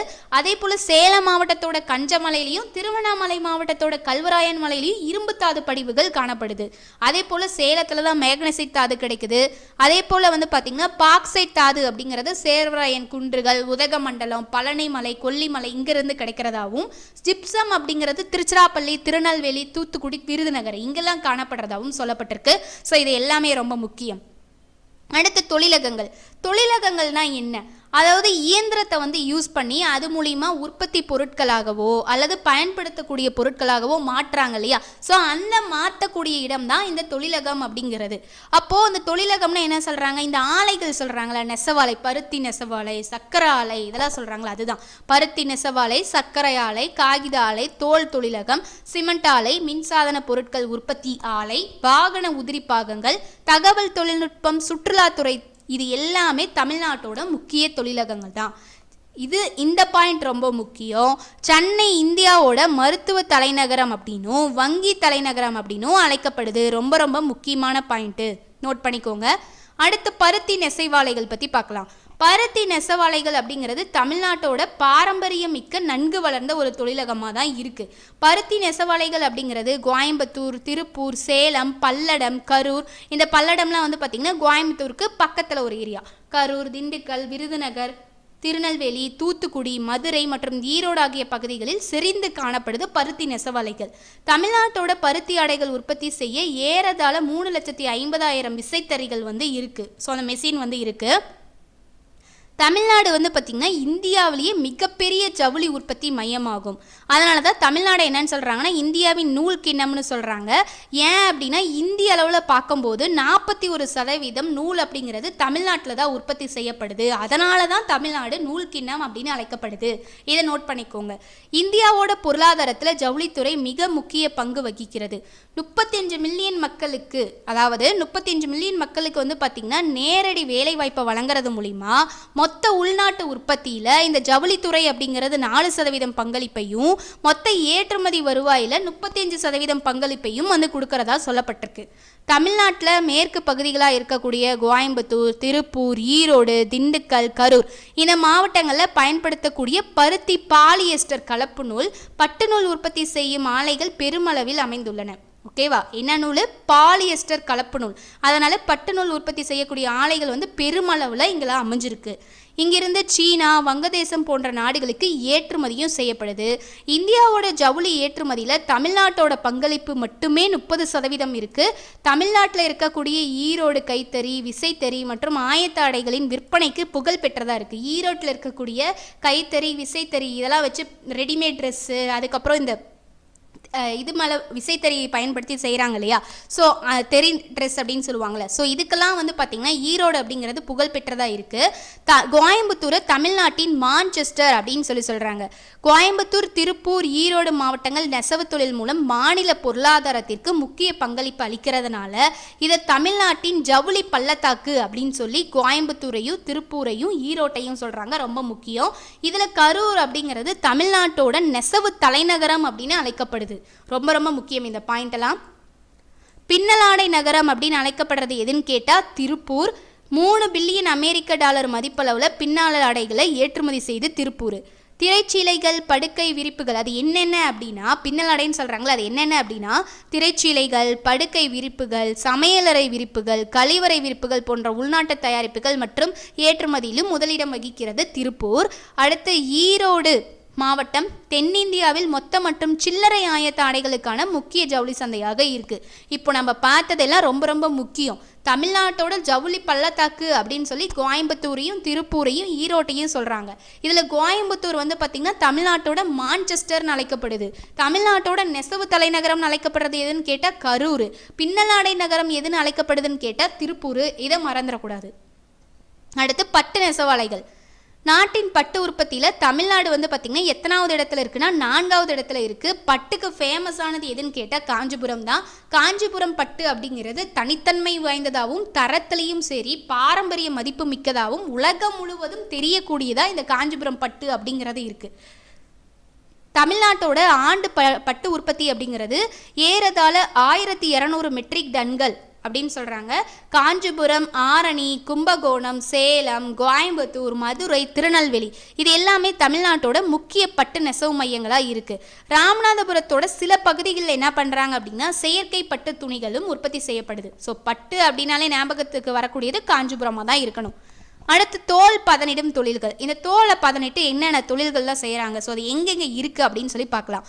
இந்தியாவில் தோல் பதனிடும் தொழிலகங்களில் தமிழ்நாடு மட்டுமே 60% உற்பத்தியை கொண்டிருக்கு.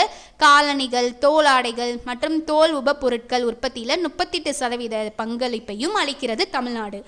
வேலூர், அதனை சுற்றியுள்ள ராணிப்பேட்டையாக இருக்கட்டும், ஆம்பூராக இருக்கட்டும், வாணியம்பாடியாக இருக்கட்டும், இந்த நகரங்களில் நூற்றுக்கணக்கான தோல் பதனிடும் தொழிலகங்கள் அமைந்துள்ளன. இதில் வாணியம்பாடி ரொம்பவே ஃபேமஸ் ஆனது இதுக்கு.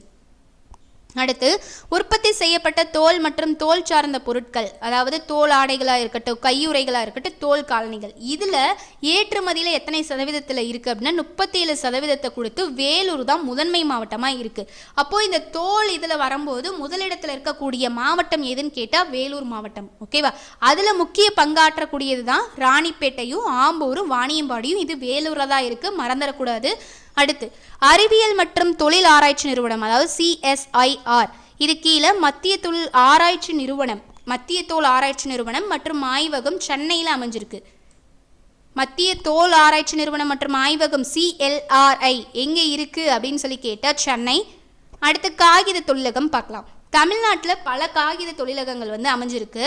கரூர் மாவட்டம் வந்து பார்த்திங்கன்னா காகிதபுரத்தில் தமிழக அரசு நிறுவனமான தமிழ்நாடு செய்தித்தாள் மற்றும் காகித நிறுவனம் TNPL வந்து கரூரில் தான் இருக்குது. ரொம்ப ரொம்ப இம்பார்ட்டன்ட் கொஸ்டின். TNPL அப்படின்னு மட்டுமே கொடுத்துருவாங்க. TNPL அப்படின்னா என்ன அப்படின்னா தமிழ்நாடு செய்தித்தாள் மற்றும் காகித நிறுவனம் அப்படின்னு அர்த்தம். இது எங்கே இருக்குது அப்படின்னா கரூர் மாவட்டத்தில் இருக்குது. வெரி வெரி இம்பார்ட்டன்ட் கொஸ்டின், ரிப்பீட்டடாக கேட்டிருக்காங்க. கரூரில் இருக்கக்கூடிய தமிழ்நாடு காகித உற்பத்தி நிறுவனம் ஆசியாவிலேயே மிகப்பெரிய சுற்றுச்சூழலுக்கு பாதிப்பில்லாத காகித நிறுவனங்கள்ல ஒன்றா இருக்கு. இது உலகிலேயே மிகப்பெரிய காகித தயாரிப்பு நிறுவனமா இந்த டிஎன்பிஎல் அப்படிங்கிறது. அப்ப இது எவ்வளோ பெரிய ஃபேமஸான விஷயம், எவ்வளோ பெரிய பெருமைக்குரியது. ஸோ நல்லா நோட் பண்ணிக்கோங்க. எஃகு நகரம் என்று அழைக்கப்படும் சேலத்தில் பல பெரிய ஜவ்வரிசி தயாரிப்பு நிறுவனங்களும் கனிம செல்வங்களும் உள்ளன. இதில் எது ரொம்ப இம்பார்ட்டன்ட் பாயிண்ட் அப்படின்னா, எஃகு நகரம் என்று அழைக்கப்படுவது இது சேலம். ஜவ்வரிசி அதிகமான தயாரிப்பு சேலத்தில் நடக்குது. செய்தித்தாள், அச்சு காகிதம் மற்றும் எழுத பயன்படும் காகிதம் ஆகியவற்றை இந்த டிஎன்பிஎல் நிறுவனம் உற்பத்தி செய்து 1979ஆம் ஆண்டு ஆரம்பிக்கப்பட்ட இந்த தொழிலகம் ஆண்டுக்கு 2.45 லட்சம் மெட்ரிக் டன் காகிதம் உற்பத்தி செய்யும் திறன் பெற்றதாகவும் சொல்லப்படுது. தமிழ்நாடு செய்தித்தாள் மற்றும் காகித நிறுவனம் உலகளவில் திறன் படைத்த ஆலைகளில் ஒன்றாக இருக்கு. இந்த ஆலை பார்த்தீங்கன்னா கரும்பு சக்கை மற்றும் மரக்கூலியிலிருந்து பல வகையான காகிதங்களில் சிறந்த தரத்துடன் உற்பத்தி செய்கிறாங்க. காஞ்சிபுரம் மாவட்டத்தில் இருக்கக்கூடிய புக்காதுறை, பவானிசாகர், பள்ளிப்பாளையம், பரமத்தி வேலூர், அடுத்து கோயம்புத்தூர், உடுமலைப்பேட்டை, தொப்பம்பட்டி, நீலக்கோட்டை மற்றும் சேரன் மாதேவி ஆகியன மாநிலத்தில் உள்ள மற்ற காகித ஆலைகள் வழங்கும். இது இம்பார்ட்டன்ட் கிடையாது. இந்த டிஎன்பிஎல் ரொம்பவே முக்கியம். எப்போ இந்த தொழிலகம் ஆரம்பிக்கப்பட்டிருக்கு? 1979. அடுத்து புவியியல் குறியீடு, ஜியோகிராபிக்கல் இண்டெக்ஸ், ஜிஐ டேக் பார்க்கலாம்.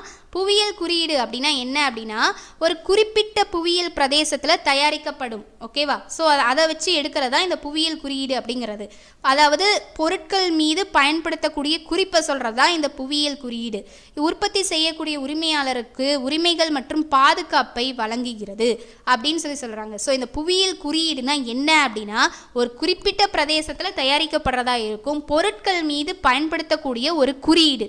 அதே போல் உற்பத்தி செய்யக்கூடிய உரிமையாளர்களுக்கு உரிமைகளையும் பாதுகாப்பையும் வழங்கக்கூடியதுதான் இந்த புவியியல் குறியீடு அப்படிங்கிறது. சில முக்கிய புவியியல் குறியீடுகள்லாம் பார்த்தலாம். ரொம்ப இம்பார்ட்டன்ட் பாருங்கள், எது எதுக்கு என்னென்ன. இது கண்டிப்பாக இதிலேருந்து கொஸ்டின் கேட்பாங்க. கரண்ட் அஃபேர்ஸ் ரிலேட்டடாகவும் ரொம்ப இம்பார்ட்டண்டான டேட்டா. இப்போது இடம், அதோட உற்பத்தி பொருட்கள் பார்க்கலாம். ஆரணி அப்படின்னா பட்டு, காஞ்சிபுரம் அப்படின்னாலும் பட்டு. காஞ்சிபுரத்துக்கு பட்டுக்கான புவியியல் குறியீடு காஞ்சிபுரம்.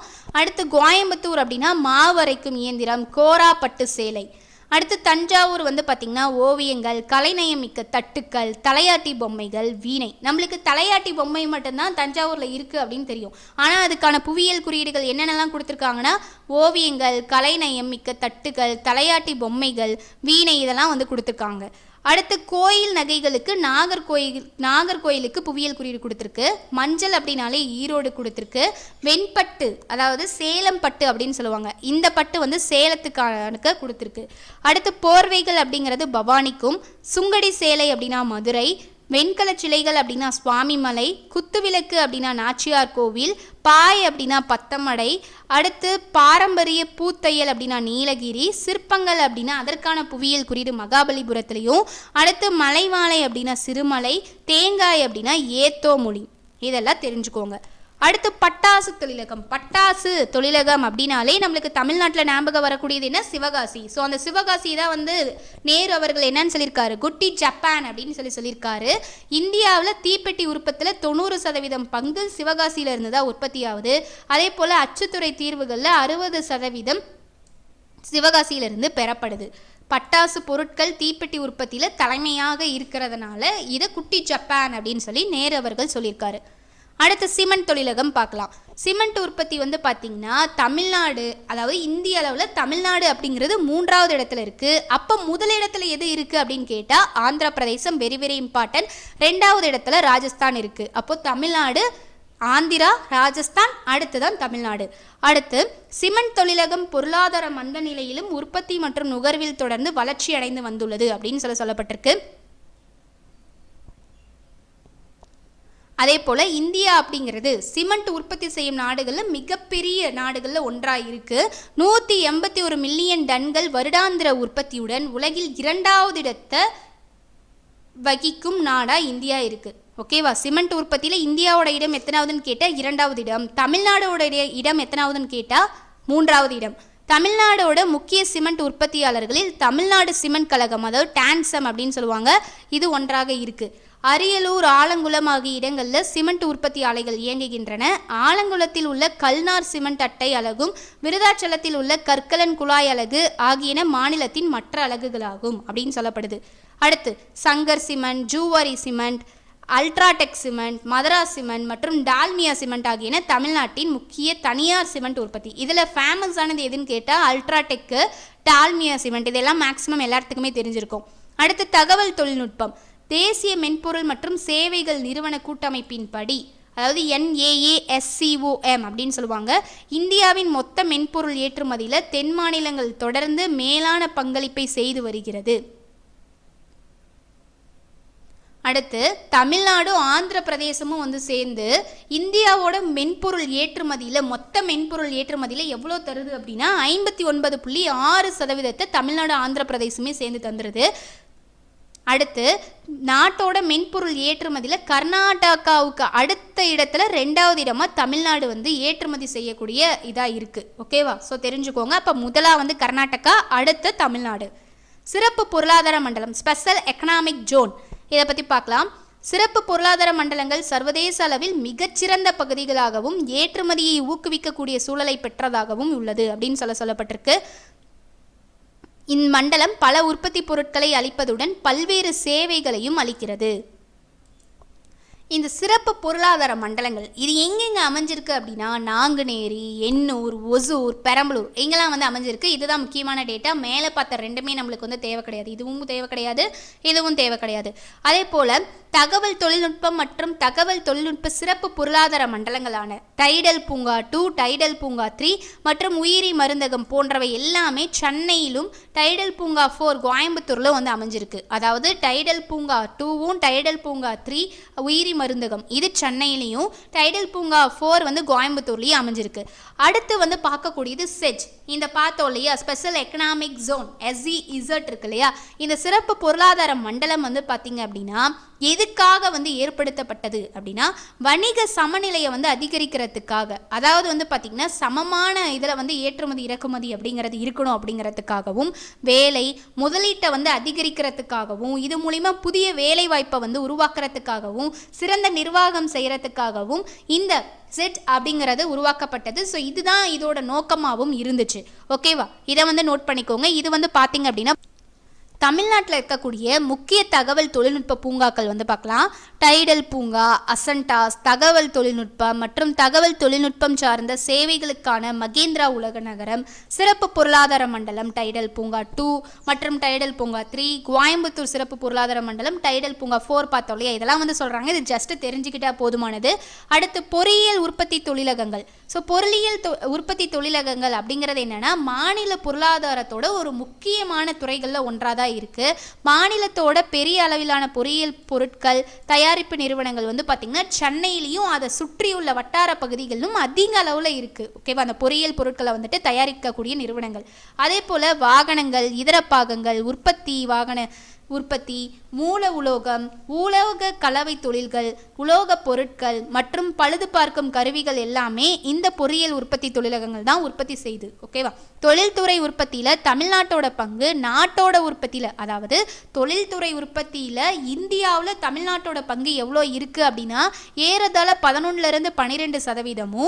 மென்பொருளை தவிர்த்து தமிழ்நாட்டோட ஏற்றுமதி எவ்வளோ இருக்குது அப்படின்னா 15%. இந்தியாவோட மென்பொருள் ஏற்றுமதியில் தமிழ்நாட்டோட பங்களிப்பு 17% இருக்குது. ஓகேவா? தொழில்துறை உற்பத்தியில் தமிழ்நாட்டோட பங்கு இந்திய அளவில் எவ்வளோ இருக்குது? 11%-12%. மென்பொருளை தவிர்த்து ஏற்றுமதியில் தமிழ்நாட்டோட பங்கு எவ்வளோ இருக்குது அப்படின்னா 15%. மென்பொருளோட ஏற்றுமதியில் தமிழ்நாட்டோட பங்கு எவ்வளோ இருக்குது அப்படின்னு சொல்லி கேட்டால் 17%. வாகன தொழிலகங்கள். வாகன தொழிலகம் அப்படிங்கிறது பார்த்தோம்னா தமிழ்நாட்டில் அதிக அளவில் காணப்படக்கூடியதாக இருக்குது. ஸோ குறிப்பிடத்தக்க ஒன்றாகவும் இருக்குது. மாநில மொத்த உள்நாட்டு உற்பத்தியில் 8% பங்களிப்பையும், அதே போல் 2,20,000 மக்களுக்கு இந்த வாகன தொழிலகங்கள் மூலிமா நேரடி வேலை வாய்ப்பையும் வழங்கியிருக்கு. இந்தியாவில் உற்பத்தி செய்யக்கூடிய வாகன தொழில்களில் 21% பயணிகள் மகிழுந்தையும், 33% வணிக வாகனங்கள், அதே போல் 35% வாகன உதிரி பாகங்கள் இது எல்லாமே தமிழ்நாட்டில் அதிகமான பங்களிப்பாக இருக்குது. Board, Hyundai, SM Mitsubishi, Ashok Leyland மற்றும் வேளாண் கருவிகள் நிறுவனம் டாஃப் அப்படின்னு சொல்லுவாங்க, டாஃபி, இந்த இழுவை இயந்திரம் டிராக்டர் ஆகியவற்றின் உற்பத்தி தளங்கள் தமிழ்நாட்டில் அமைஞ்சிருக்கு அப்படின்னு சொல்லப்படுது. இது ரொம்ப முக்கியம். ஆசியாவின் டெட்ராய்டு என்று அழைக்கப்படுவது எது அப்படின்னு சொல்லி கேட்டால் சென்னை. அதே போல் பேருந்து கட்டுமான தொழிலுக்கு பெயர் பெற்றது கரூர். Very very important. தென்னிந்திய பேருந்து கட்டுமான தொழில்களுக்கான பங்களிப்பில் இது 80% இருக்கு கரூர். ரசாயன மற்றும் வார்ப்பு பொருள் தொழிலகம் இது வந்து பார்த்திங்கன்னா மாநிலத்தோட மொத்த உள்நாட்டு உற்பத்தியில் 13%, நாட்டோட மொத்த ஏற்றுமதியில் 8% கொடுத்து பங்களிக்குது. அடுத்து கைத்தறி மற்றும் விசைத்தறி. கைத்தறி துறை அப்படிங்கிறது மாநிலத்தோட மிகப்பெரிய குடிசை தொழில். இது ரொம்ப ரொம்ப முக்கியம். இது கிராமப்புற மக்களுக்கு வந்து பார்த்திங்கன்னா வாழ்வாதாரத்தையும் ஏற்றுமதி வருவாயையும் கொடுக்கக்கூடியதாக இருக்குது. கிராமப்புறத்தில் இருக்கக்கூடிய மக்கள் அதிகமான அளவில் இந்த வேலை வாய்ப்பில் வந்து இடம் கிடச்சிருக்கு. அதே போல் கைத்தறித்துறை மற்றும் அதனுடன் தொடர்புடைய பொருளாதார நடவடிக்கைகளில் 4.29 லட்சம் நெசவாளர் குடும்பங்கள் 11.64 லட்சம் நெசவாளர்களுக்கு நல்ல வருவாயுள்ள வேலை வாய்ப்பினையும் அளிச்சிருக்கு. இந்த நெசவாளர் சங்கங்கள் மூலிமா பள்ளி குழந்தைகளுக்கு விலையில்லா சீருடையும் யூனிஃபார்ம்ஸும் விலையில்லா வேட்டி மற்றும் சேலை திட்டத்திற்கு தேவையான துணிகளை எல்லாமே உற்பத்தி செய்யப்படுது. சர்க்கரை தொழிலகம். சர்க்கரை தொழிலகம் வந்து பார்த்திங்கன்னா இது வந்துட்டு ஒரு வேளாண் சார்ந்த தொழிலகம் தான். இது நிறைய பேத்துக்கு நேரடியாகவும் வேலைவாய்ப்பை கொடுத்துருக்கு, மறைமுகமாகவும் இந்த கரும்பை வந்து சாகுபடி செய்கிறது மூலிமா இந்த மாதிரி வந்து வேலைவாய்ப்பை கொடுத்துருக்கு. தமிழ்நாட்டில் வந்து பார்த்திங்கன்னா 34 சர்க்கரை ஆலைகள் இருக்குது. இதில் 16 கூட்டுறவு துறையாலையும் 18 தனியார் துறையாலும் நிர்வகிக்கப்படுகிறது. அதாவது கூட்டுறவு துறை அப்படின்னா ப்ரைவேட் மற்றும் பப்ளிக் ரெண்டுமே சேர்ந்தோம். அடுத்து 18 தனியார் துறை, ஒன்லி பிரைவேட் மட்டுமே தனிச்சு இயங்கக்கூடிய நிறுவனம் இருக்கு இல்லையா, ஸோ அந்த மாதிரி 18 வந்து இந்த சர்க்கரை தொழிலகம் இருக்குது. பிற தொழிலகங்கள் பார்க்கலாம். இது ரொம்ப ரொம்ப இம்பார்ட்டன்ட், நல்லா நோட் பண்ணிக்கோங்க. அதாவது வந்து பார்த்திங்கன்னா பெல் நிறுவனம் இருக்குல்ல, உலக அளவில் வந்து பார்த்திங்கன்னா மின்பொருட்கள் தயாரிப்பில் மிகப்பெரிய ஒரு நிறுவனம் தான் இந்த பெல் அப்படிங்கிறது. இது வந்து பார்த்திங்கன்னா திருச்சி மற்றும் ராணிப்பேட்டையில் தொழிற்சாலைகளை வந்து கொண்டு இருக்கு. இந்தியாவில் மோட்டார் மற்றும் பம்புகளுக்கான துறையில் 2/3 பங்கு கோயம்புத்தூர் வழங்குவதால் இது ரொம்ப ரொம்ப முக்கியம். கோயம்புத்தூர் என்னன்னு சொல்கிறாங்க, காற்றழுத்த விசை குழாய் நகரம். எதனால்? மோட்டார் மற்றும் பம்புகளுக்கான துறையில் 2/3 பங்கு இந்த கோயம்புத்தூரே வந்து கொடுத்துறதுனால காற்றழுத்த விசை குழாய் நகரம் அப்படின்னு சொல்லி கோயம்புத்தூரை சொல்கிறாங்க. அடுத்து தங்க ஆபரணங்கள், மாவு அரைப்பான் இயந்திரம், அதே போல் வாகன உதிரிப்பாகம் ஏற்றுமதியில் முக்கிய பங்கு வகிப்பதால் கோவைக்கு வந்து மாவு அரைப்பான் இயந்திரத்திற்கு புவிசார் குறியீடு கொடுத்துருக்காங்க. அப்படிங்கிறது புவிசார் குறியீடில் ப்ரீவியஸாகவே பார்த்தாச்சு. ஸோ இதுக்காக தான் கொடுத்துருக்காங்க. அடுத்து தூத்துக்குடி வந்து பார்த்திங்கன்னா தமிழ்நாட்டின் நுழைவு வாயில் அப்படின்னு சொல்லி அழைக்கப்படுது. அதே போல் மாநிலத்தில் வேதிப்பொருள் உற்பத்தியில் தூத்துக்குடி முதலிடத்தில் இருக்குது. தமிழ்நாட்டின் நுழைவு வாயில் அப்படின்னா தூத்துக்குடி. அதே போல் வேதிப்பொருள் உற்பத்தியில் தூத்துக்குடி முதலிடம் வகிக்கிறது. இந்திய உற்பத்தி, அதாவது நல்லா நோட் பண்ணிக்கோங்க இந்த பாயிண்ட்டு, இந்தியாவில் உப்பு உற்பத்தியில் தமிழ்நாடு வந்து பார்த்திங்கன்னா 30% இருக்குது. நல்லா நோட் பண்ணிக்கோங்க. இந்திய உப்பு உற்பத்தியில் தமிழ்நாடு 30% இருக்குது. அந்த தமிழ்நாட்டில் உப்பு உற்பத்தியில் 70% தூத்துக்குடியே கொடுத்துருது. ஓகேவா? இது ரொம்ப முக்கியம். இந்தியாவோட உப்பு உற்பத்தியில் 30%, மாநிலத்தின் உப்பு உற்பத்தியில் 70%. இந்த தூத்துக்குடி வந்து பார்த்தோம்னா இந்தியாவோட உப்பு உற்பத்தியில் 30% கொடுத்துருது. தமிழ்நாட்டுக்கு வந்து பார்க்கும்போது 70% கொடுத்துருது. அவ்வளோதான். சுற்றுலாத்துறையும் வந்து ஒரு தொழிலகமாக நம்ம வந்து ப்ரீவியஸாகவே பார்த்தோம். எதனால் அப்படின்னா ஏராளமான மக்களுக்கு வந்து இது வேலை வாய்ப்பை வந்து கொடுத்துருக்கு இந்த சுற்றுலாத்துறை. ஸோ அதனால் இது ஒரு தொழிலகமாகவே வந்து சொல்கிறாங்க. சமீப காலங்களில் வந்து பார்த்திங்கன்னா வெளிநாட்டு சுற்றுலா பயணிகள்லாம் வந்துட்டு தமிழ்நாட்டுக்கு அதிகமாகவே வந்து வருகை தெரிஞ்சிருக்காங்க. ஸோ அதனால் இது வந்துட்டு ஒரு சுற்றுலா தலத்தில் ரொம்பவே ஃபேமஸ் ஆனதாக வந்து தமிழகம் வந்து இதாயிருச்சு. தமிழ்நாடு சுற்றுலா மேம்பாட்டு கழகம் TDDC ஊக்குவிக்கப்படுகிறது. தமிழகத்தில் சுற்றுலாத்துறை அப்படிங்கிறது தமிழ்நாடு சுற்றுலா மேம்பாட்டு கழகத்தால் TDDC இதால் ஊக்குவிக்கப்படுகிறது அப்படின்னு சொல்கிறாங்க. அடுத்து 2014 வந்து பார்த்தீங்கன்னா 2013 வந்து பார்த்தீங்கன்னா இந்த சுற்றுலா மூலிமா தமிழ்நாட்டில் 25 கோடி வருவாயை ஈட்டி முதன்மை மாநிலமாக தமிழ்நாடு இருந்திருக்கு 2013. அதே போல் இந்த தொழிலின் ஆண்டு வளர்ச்சி விகிதம் அப்படிங்கிறது 16% இருக்குது. ஆண்டிற்கு ஏறத்தாழ 28 லட்சம் வெளிநாட்டு சுற்றுலா பயணிகள் மற்றும் 11 கோடி உள்நாட்டு சுற்றுலா பயணிகளும் தமிழகத்திற்கு வருகின்றனர். அதாவது உள்நாட்டு பயணிகள் அப்படின்னா ஆண்டிற்கு வந்து பார்த்திங்கன்னா ஏறதாழ வெளிநாடுகள் இருந்து இப்போ அமெரிக்கா ஜப்பான் இப்படிலாம் இருக்குன்னு வச்சுக்கோங்களேன், அங்கேருந்து வரக்கூடியவங்களோட எண்ணிக்கை 28 லட்சமாகவும் இந்தியாவுக்குள்ளேயே வெவ்வேறு மாநிலங்கள்லேருந்து இப்போ மகாராஷ்டிரா கர்நாடகா தெலுங்கானா அந்த மாதிரிலாம் இருக்குல்ல, அங்கேருந்து வரக்கூடிய உள்நாட்டு சுற்றுலா பயணிகளோட எண்ணிக்கை எவ்வளவா இருக்குன்னா 11 கோடிக்கு பக்கமாக இருக்குது. ஸோ இது கோடி அளவில் போகுது. எதனால் இது இந்த அளவுக்கு தமிழ்நாடு வந்து சுற்றுலாத்தலத்துக்கு ஃபேமஸாக இருக்குது அப்படின்னா, அங்கே பழங்கால நினைவு சின்னங்கள், மலை மாளிடங்கள், அதே போல் இயற்கையான நிலத்தோற்றங்கள், கடற்கரையாக இருக்கட்டும், அவங்களோட கலாச்சாரம், பாரம்பரியம், இது எல்லாமே வந்து வெளிநாட்டு அவர்களுக்கு ரொம்பவே பிடிச்சதுனால சுற்றுலாத்தலத்தில் வந்து பார்த்திங்கன்னா ரொம்ப அதிகமான வருவாயும் கிடைச்சிருக்கு. அதே போல் அதிகமான சுற்றுலாவோட வந்து சுற்றி பார்க்குறதுக்கான இடமாகவும் இந்த சுற்றுலாத்துறை வந்து இருந்திருக்கு. மக்கள் தொகை அப்படின்னா என்ன அப்படின்னா, இப்போ ஒரு வரையறுக்கப்பட்ட பகுதி, இந்த இடத்துல இவ்வளோ பேர் தான் வந்து வாழணும் அப்படின்னு சொல்கிறாங்க இல்லையா. ஸோ அந்த வரையறுக்கப்பட்ட பகுதியில் வாழக்கூடிய மக்களோட எண்ணிக்கையை பற்றி சொல்கிறதா இந்த மக்கள் தொகை அப்படிங்கிறது. மக்கள் தொகை பண்புகள் பற்றிய புள்ளி விவர ஆய்வுகள் வந்து மக்கள் தொகையியல் அப்படின்னு சொல்கிறாங்க. அதாவது மக்கள் தொகை பண்புகள் இருக்குல்ல, அதை பற்றிய புள்ளி விவர ஆய்வுகளை தான் என்னன்னு சொல்கிறாங்கன்னா மக்கள் தொகையியல் அப்படின்னு சொல்கிறாங்க. மக்கள் தொகையோட அதிகரிப்பு அப்படிங்கிறது பொருளாதார வளர்ச்சியை பாதிக்கக்கூடிய காரணியாக தான் இருக்குது. ஸோ இது வந்து என்னது, பொருளாதார வளர்ச்சிக்கு மக்கள் தொகையோட அதிகரிப்பு அப்படிங்கிறது ஆப்போசிட்டாக தான் இருக்குது. இந்த மக்கள் தொகை அதிகரிப்பால் என்ன ஆகுது அப்படின்னா நாட்டோட பொருளாதார வீழ்ச்சிக்கும் காரணமாக இருக்குது. அதே போல் வந்து என்ன அப்படின்னா இந்த மக்கள் தொகையால் முக்கிய பிரச்சனைகளும் வந்துட்டு அதிகமாகுது, நம்ம இந்தியாவுக்காக இருக்கட்டும் சரி தமிழ்நாட்டுக்கும் சரி. ஸோ இது வந்து பொருளாதார வளர்ச்சிக்கு அப்படிங்கிறது மக்கள் தொகை அதிகரிப்பு ஆப்போசிட்டாக இருக்குது. அடுத்து தமிழ்நாட்டோட மக்கள் தொகை வளர்ச்சி பார்க்கலாம். 2011ஆம் ஆண்டு வந்து கணக்கெடுப்பு எடுத்திருக்காங்க. அப்போ தமிழ்நாட்டோட மொத்த மக்கள் தொகை எவ்வளோ இருந்திருக்கு அப்படின்னா 7,21,47,030 இருந்திருக்கு. அதை வந்து 7.21 கோடி அப்படின்னு சொல்லியிருக்காங்க. மக்கள் தொகை வந்து பார்த்திங்கன்னா 10 ஆண்டுகளில் கிட்டத்தட்ட 1 கோடி மக்கள் தொகை வந்து அதிகரிக்குது, 10 ஆண்டுகளுக்கு ஒருக்கா.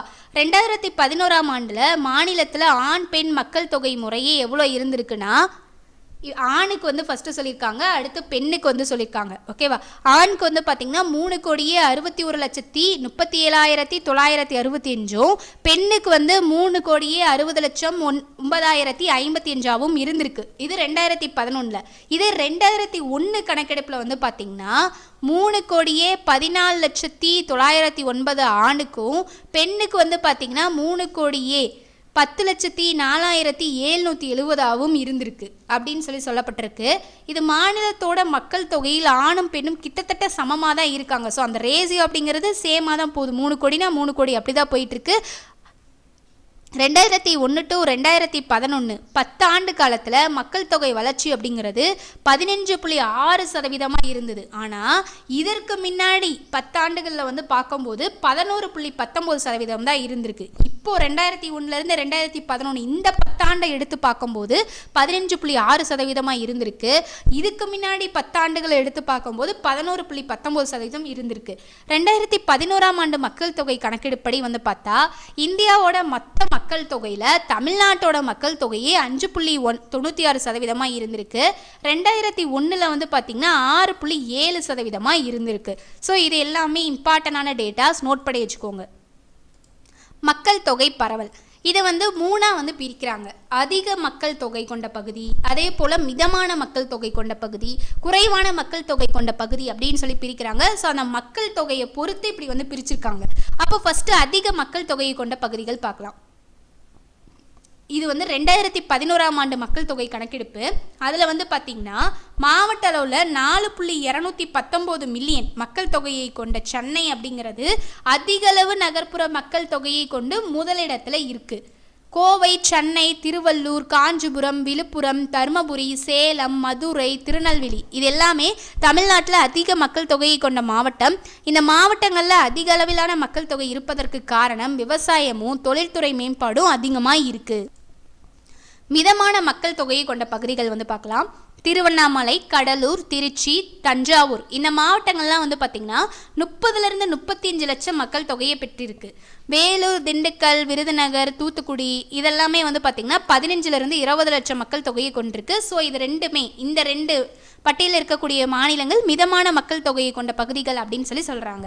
இங்கே என்னென்ன தொழில்கள் இருக்குது அப்படின்னா, சிறிய அளவிலான தொழில்கள் தவிர கடலோர பகுதிகளில் மீன் பிடிக்கிறது இதெல்லாம் தான் வந்து பார்த்திங்கன்னா இந்த மாவட்டங்களோட முக்கிய தொழில்களாக இருக்குது. அடுத்து குறைவான மக்கள் தொகை கொண்ட பகுதிகள். கடலோர மாவட்டங்களாக இருக்கக்கூடிய நாகப்பட்டினம், திருவாரூர், புதுக்கோட்டை, ராமநாதபுரம், சிவகங்கை இங்கெல்லாம் வந்து பார்த்திங்கன்னா 15 லட்சத்திற்கும் குறைவான மக்கள் தொகை தான் இருக்காங்க. அதுவும் ஸ்பெசிஃபிக்காக நீலகிரி மாவட்டத்தில் வந்து பார்த்திங்கன்னா 10 லட்சத்திற்கும் குறைவான மக்கள் தொகை இருக்குது. எவ்வளோ அப்படின்னா 7,64,826 பேர் இருக்காங்க. ஸோ அப்போ குறைந்த மக்கள் தொகையை கொண்ட மாவட்டம் எது அப்படின்னு கேட்டால் நீலகிரி. இது 2011ஆம் ஆண்டு மக்கள் தொகை கணக்கெடுப்படி மிக குறைந்த மக்கள் தொகையை கொண்ட மாவட்டமாக நீலகிரி. மக்கள் அடர்த்தி பாருங்கள், இது எல்லாமே 2011ஆம் ஆண்டு கணக்கெடுப்பு. அதுபடி பார்த்திங்கன்னா தமிழ்நாட்டோட மக்கள் அடர்த்தி வந்து சதுர கிலோமீட்டருக்கு எவ்வளோ இருக்குது அப்படின்னா 555. ஃபஸ்ட்டு மக்கள் அடர்த்தி அப்படின்னா ஒரு சதுர கிலோமீட்டருக்கு எவ்வளோ மக்கள் இருக்காங்க அப்படிங்கிறத எடுக்கிறது தான் மக்கள் அடர்த்தி. அப்போது தமிழ்நாட்டில் வந்து பார்த்திங்கன்னா மக்கள் அடர்த்தி அப்படிங்கிறது ஒரு சதுர கிலோமீட்டருக்கு தோராயமாக 555 பேர் இருக்காங்க அப்படின்னு சொல்லப்பட்டிருக்கு. இதுவே 2001 எடுக்கப்பட்ட கணக்கெடுப்பில் ஒரு சதுர கிலோமீட்டருக்கு எவ்வளோ இருந்திருக்காங்க அப்படின்னா 480 பேர் தமிழ்நாட்டில் இருந்திருக்காங்க. இந்தியாவோட மக்கள் அடர்த்தியில் நமது மாநிலம் எத்தனாவது இடத்துல இருக்குது அப்படின்னா 12வது இடத்துல இருக்குது. அடுத்து 2011 எடுக்கப்பட்ட மக்கள் தொகை கணக்கெடுப்படி தேசிய சராசரி மக்கள் அடர்த்தி. அப்போ தேசிய சராசரி மக்கள் அடர்த்தினா இந்தியாவோட மக்கள் அடர்த்தி அப்படின்னு அர்த்தம். இந்தியாவோட சராசரி மக்கள் அடர்த்தி எவ்வளோ இருந்திருக்கு? 382. தமிழ்நாட்டுக்கு எவ்வளோ சொல்லியிருக்காங்க? 555 அப்படின்னு சொல்லியிருக்காங்க. சென்னையில் வந்து பார்த்திங்கன்னா ஒரு சதுர கிலோமீட்டருக்கு 26,903 நபர்கள் இருக்காங்க. மக்கள் அடர்த்தி கொண்ட மாவட்டமாக இருக்குது. நம்ம ஆல்ரெடியே பார்த்துட்டோம். அதிகமான மக்கள் அடர்த்தி கொண்ட மாவட்டம் அதாவது நகர்ப்புறம் அப்படின்னு பார்த்தோம். அடுத்து இதை எடுத்து கன்னியாகுமரியில் வந்து பார்த்திங்கன்னா ஒரு சதுர கிலோமீட்டருக்கு 1106 பேரும், திருவள்ளூரில் ஒரு சதுர கிலோமீட்டருக்கு 1049 பேரும், காஞ்சிபுரத்தில் ஒரு சதுர கிலோமீட்டருக்கு 927 பேரும், மதுரையில் 823 பேரும், கோயம்புத்தூரில் 748, கடலூரில் 702, தஞ்சாவூரில் 691, நாகப்பட்டினத்தில் 668, சேலத்தில் 663, வேலூரில் 646 பேரும் ஒரு சதுர கிலோமீட்டருக்கு இருக்காங்க. அதே போல் திருச்சிராப்பள்ளியில் வந்து பார்த்திங்கன்னா 602. இது எல்லாமே ஒரு சதுர கிலோமீட்டருக்கு இருக்கக்கூடிய நபர்களின் எண்ணிக்கை. இது எல்லாத்தையும் சேர்த்து தான் ஆவரேஜாக தமிழ்நாட்டோட சராசரி மக்கள் அடர்த்தி எவ்வளோ இருக்குன்னா 555. அதில் இந்தியாவில் சராசரி எத்தனையாவதா இருக்குது? தமிழ்நாட்டுக்கு வந்து பார்த்திங்கன்னா 12வது இடத்துல இந்தியா இருக்குது. அதிக மக்கள் அடர்த்தி கொண்ட மாவட்டங்களாக இருக்குது. நீலகிரி ஆல்ரெடியே பார்த்துட்டோம், குறைந்த மக்கள் அடர்த்தி கொண்ட மாவட்டத்தில் தான் வருது அப்படின்னு சொல்லிட்டு. அப்போது எவ்வளோ இருக்குது அப்படின்னா 288. ஒரு சதுர கிலோமீட்டருக்கு 288 பேர் தான் இருக்காங்க. மற்ற மாவட்டங்கள் மிதமான மக்கள் அடர்த்தியை கொண்டு இருக்குது. அடுத்து மதங்கள் பாருங்கள். இந்து, கிறிஸ்துவம், இஸ்லாம் நமது மாநிலத்தோட முக்கிய மதம். எத்தனை மதம் இருக்குது இல்லை அப்படிங்கிறதோட நம்மளுக்கு எல்லாத்துக்குமே வந்து சொல்லக்கூடிய முக்கியமான மதம் அப்படின்னா இந்து, கிறிஸ்துவம், இஸ்லாமை தான் வந்து சொல்லுவாங்க. நம்மளோட மாநிலத்தோட மக்கள் தொகையில் இந்துக்கள் வந்து தான் அதிகமாக இருக்காங்க. ஃபஸ்ட்டு இந்துக்கள் அதிகமாக இருக்காங்க, அடுத்து கிறிஸ்தவர்கள் அதிகமாக இருக்காங்க, அடுத்து இஸ்லாமியர்கள் எப்படின்னு போய்கிட்டே இருக்கும். ஸோ அதனால தான் இதை மூணையும் குறிப்பிட்டு சொல்கிறாங்க. அப்போது இந்த மதங்களில் அதிகமாக இருக்கக்கூடிய மக்கள் யார் அப்படின்னா இந்துக்கள் தான். 87.58% பெற்று முதலிடத்திலையும், கிறிஸ்தவர்கள் வந்து 6.12%, அடுத்து இஸ்லாமியர்கள் வந்து 5.86% பெற்று 3வது இடத்துல இருக்காங்க. நம்ம இந்தியாவில் தான் நம்ம சொல்கிறோம். அடுத்து சமணர்கள் வந்து பார்த்திங்கன்னா 0.12%, சீக்கிய மதத்தினர் 0.02%, புத்த மதத்தினரும் அதே போல் 0.02% இருக்காங்க. மற்ற மதங்களை சார்ந்தவர்கள்லாம் வந்து பார்த்திங்கன்னா 0.01% இருக்காங்க. அடுத்து குறிப்பிடவியலா மதம், என்ன மதம்னே சொல்கிறதுக்கு இல்லாதவங்க வந்து பார்த்திங்கன்னா 0.26% இருக்காங்க. நகர்ப்புற மற்றும் கிராமப்புற மக்கள் தொகை 2011ஆம் ஆண்டு எடுக்கப்பட்ட கணக்கெடுப்படி தமிழ்நாட்டில் நகர்ப்புற மக்கள் தொகை எவ்வளோ இருக்குது அப்படின்னா 34,917,440 இருக்குது. ஓகேவா? அதாவது 34,91,704. இது எப்படி டேட்டா வருது அப்படின்னா 2011ஆம் ஆண்டு மக்கள் தொகை கணக்கெடுப்படி வந்து பார்த்திங்கன்னா தமிழ்நாட்டில் நகர்ப்புற மக்கள் தொகை எவ்வளவா இருந்திருக்கு அப்படின்னா 34,91,740 இருந்திருக்கு. ஓகேவா? ஸோ இதை வந்து பார்த்துக்கோங்க. அடுத்து மாநிலத்தோட மக்கள் தொகையியல் அப்படிங்கிறது 48.40% இருந்திருக்கு. கிராமப்புற மக்கள் தொகை வந்து பார்த்திங்கன்னா 37,2011 மக்கள் தொகை கணக்கெடுப்படி வந்து பார்த்திங்கன்னா தமிழ்நாட்டில் நகர்ப்புற மக்கள் தொகை கொஞ்சம் கம்மாக இருக்கிறதுனால கன்ஃபியூஸ் ஆயிடுச்சு. எவ்வளோ இருக்குது அப்படின்னா 3,49,17,440 பேர் இருக்காங்க. இதுவே கிராமப்புற மக்கள் தொகை வந்து பார்த்திங்கன்னா 3,72,29,590 பேர் இருக்கிறதா சொல்லப்பட்டிருக்கு. இது மாநில மக்கள் தொகையில் எவ்வளோ அப்படின்னா 51.16% அப்படின்னு சொல்லப்படுது. ஓகேவா? ஸோ இதை வந்து தெரிஞ்சுக்கோங்க.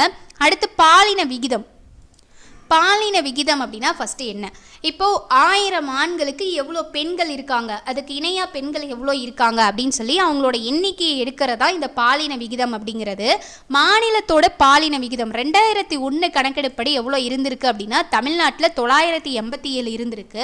அடுத்து 2017 கணக்கெடுப்பு வந்து இப்போ பார்த்தோம் அப்படின்னா 987 996 வந்து அதிகரிச்சிருக்கு.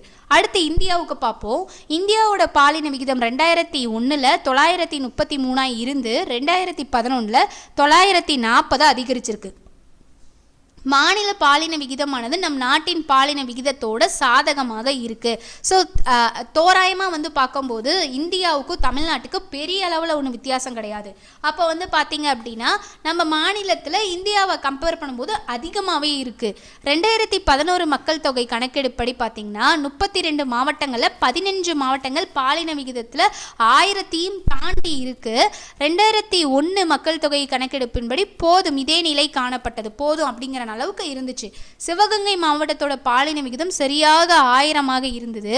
அடுத்து 12 மாவட்டங்களில் 980 முதல் 1000 வரையிலான குறைவான பாலின விகிதத்தை கொண்டுள்ளது குறிப்பிடத்தக்கதாக இருந்துச்சு. பாலின விகிதம் அதிகம் கொண்ட மாவட்டங்களா எதாவது சொல்கிறாங்க பாருங்கள். நீலகிரி குறைந்த மக்கள் அடர்த்தி கொண்ட மாவட்டம்னு பார்த்தோம் இல்லையா, இங்கே தான் வந்து பார்த்திங்கன்னா பாலின விகிதம் அதிகமாகவே இருக்குது, 1041. அதை தொடர்ந்து தஞ்சாவூர் மாவட்டம் 1031 காணப்படுது. அடுத்து குறைந்த பாலின விகிதம் கொண்ட மாவட்டம்னா தருமபுரி எவ்வளோ இருக்குது அப்படின்னா 946. அடுத்து சேலம் 954 வந்துட்டு இருக்குது. ஸோ இதை வந்து பார்த்துக்கோங்க. இது வந்து ரொம்பவே இம்பார்ட்டன்ட் டேட்டா. பாலின விகிதத்தில் அதிகமாக இருக்கக்கூடிய மாவட்டம் எது அப்படின்னு கேட்டால் நீலகிரி. இதுவே குறைவான மாவட்டம் எது அப்படின்னு கேட்டால் தஞ்சாவூர். அதே போல் குறைவான மாவட்டம் எது அப்படின்னு கேட்டால் தருமபுரி. இதை வந்து நோட் பண்ணிக்கோங்க. ஃபஸ்ட்டு பாலின விகிதத்தில் அதிகமாக இருக்கிறது எதுனா நீலகிரி, குறைவாக இருக்கிறது எது அப்படின்னு கேட்டால் தருமபுரி. ஓகேவா? ஸோ இது ரெண்டும் ரொம்ப முக்கியம், நல்லா நோட் பண்ணி வச்சுக்கோங்க. கல்வி அறிவு விகிதம் 2011 மக்கள் தொகை கணக்கெடுப்படி வந்து பார்த்திங்கன்னா தமிழகத்தோட கல்வி அறிவு விகிதம் அப்படிங்கிறது 80.33% இருந்திருக்கு. 2001 எவ்வளோ இருந்துச்சு அப்படின்னா 73.45% இருந்துச்சு. அதை விட வந்து பார்த்திங்கன்னா கிட்டத்தட்ட ஒரு 7% பக்கமாக வந்து 2011 ஏறி இருக்கு. அப்போது ஆண்களோட கல்வியறிவு விகிதம் தற்போது இப்போ எவ்வளோ இருக்குது அப்படின்னா 88.77% இருக்குது. பெண்களோட கல்வியறிவு அப்படிங்கிறது 73.44% இருக்குது. இதே 2001 நிலவரப்படி பார்த்திங்கன்னா ஆண்களோட கல்வியறிவு அப்படிங்கிறது 82.42%, பெண்களோட கல்வியறிவு அப்படிங்கிறது 64.43% இருக்குது. தருமபுரி மாவட்டத்தை தவிர அனைத்து மாவட்டத்தில் உள்ள ஆண்களில் 4/3 பகுதியினர் கல்வி பெற்றவர்களாக இருக்காங்க. அப்போது தருமபுரி அப்படிங்கிறது கல்வியறிவு பெற்ற மாவட்டத்தில் கம்மியாக இருக்குது அப்படின்னு தெரியுது. அதே போல் 8 மாவட்டங்களை தவிர மற்ற மாவட்டங்களில் 3/2 பங்கு பெண்கள் கல்வியறிவு பெற்றவர்களாக இருக்காங்க.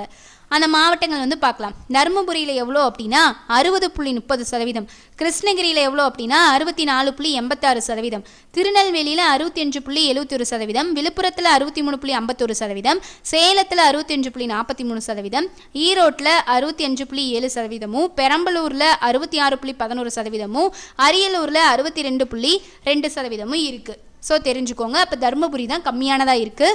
2011 மக்கள் தொகை கணக்கெடுப்படி இந்தியாவோட கல்வியறிவு விகிதம் அப்படிங்கிறது 74.4% இருக்குது. இதில் ஆண்களோட கல்வியறிவு விகிதம் எவ்வளோ சொல்லியிருக்காங்கன்னா 82.14%, பெண்களோட கல்வியறிவு விகிதம் 65.46% சொல்லியிருக்காங்க. 2001 இந்தியாவோட கல்வியறிவு விகிதம் அப்படிங்கிறது 64.8% இருந்திருக்கு. இதில் ஆண் பெண் முறையே வந்து பார்த்திங்கன்னா ஆண்களுக்கு 75.3%, பெண்கள் வந்து 53.7% இருந்திருக்காங்க. கன்னியாகுமரி மாவட்டம் தான் வந்து பார்த்திங்கன்னா அதிகளவு கல்வியறிவு விகிதம் பெற்ற மாநிலம். அப்போது இந்தியா அப்படின்னா கேரளா, தமிழ்நாடு அப்படின்னா கேரளாவுக்கு பக்கத்தில் இருக்கக்கூடிய கன்னியாகுமரி தான் வரும். ஸோ ஞாபகம் வச்சுக்கோங்க. அதே போல் ரப்பர் தோட்டத்தில் கேரளா இந்திய அளவில், தமிழ்நாட்டில் கேட்ட கன்னியாகுமரி. அப்போ கல்வியறிவு விகிதம் கன்னியாகுமரியில் எவ்வளோ இருக்குது அப்படின்னா 91.75%. இந்த டேட்டாஸ் எல்லாம் ரொம்ப ரொம்ப முக்கியம் கொண்ட மாவட்டமாகவும், தருமபுரி மாவட்டம் மிக குறைந்த கல்வியறிவு, அதாவது 68.54% கொண்ட மாவட்டமாகவும் இருக்குது. மேலும் அதிக கல்வியறிவு கொண்ட மாவட்டங்களாக அடுத்து என்னென்ன வருது அப்படின்னா கன்னியாகுமரிக்கு அடுத்து சென்னை இருக்குது. சென்னைக்கு அடுத்து தூத்துக்குடி 86.16%, தூத்துக்குடிக்கு அடுத்து நீலகிரி 85.20%, நீலகிரிக்கு அடுத்து காஞ்சிபுரம் 84.41% கொண்டிருக்கு. போக்குவரத்து தகவல் தொடர்பு சாலைகளோட வகைகள் ஃபஸ்ட்டு பார்க்கலாம். மாநிலத்தோட மொத்த சாலைகளோட நீளம் வந்து பார்த்திங்கன்னா 1,67,000 கிலோமீட்டர்.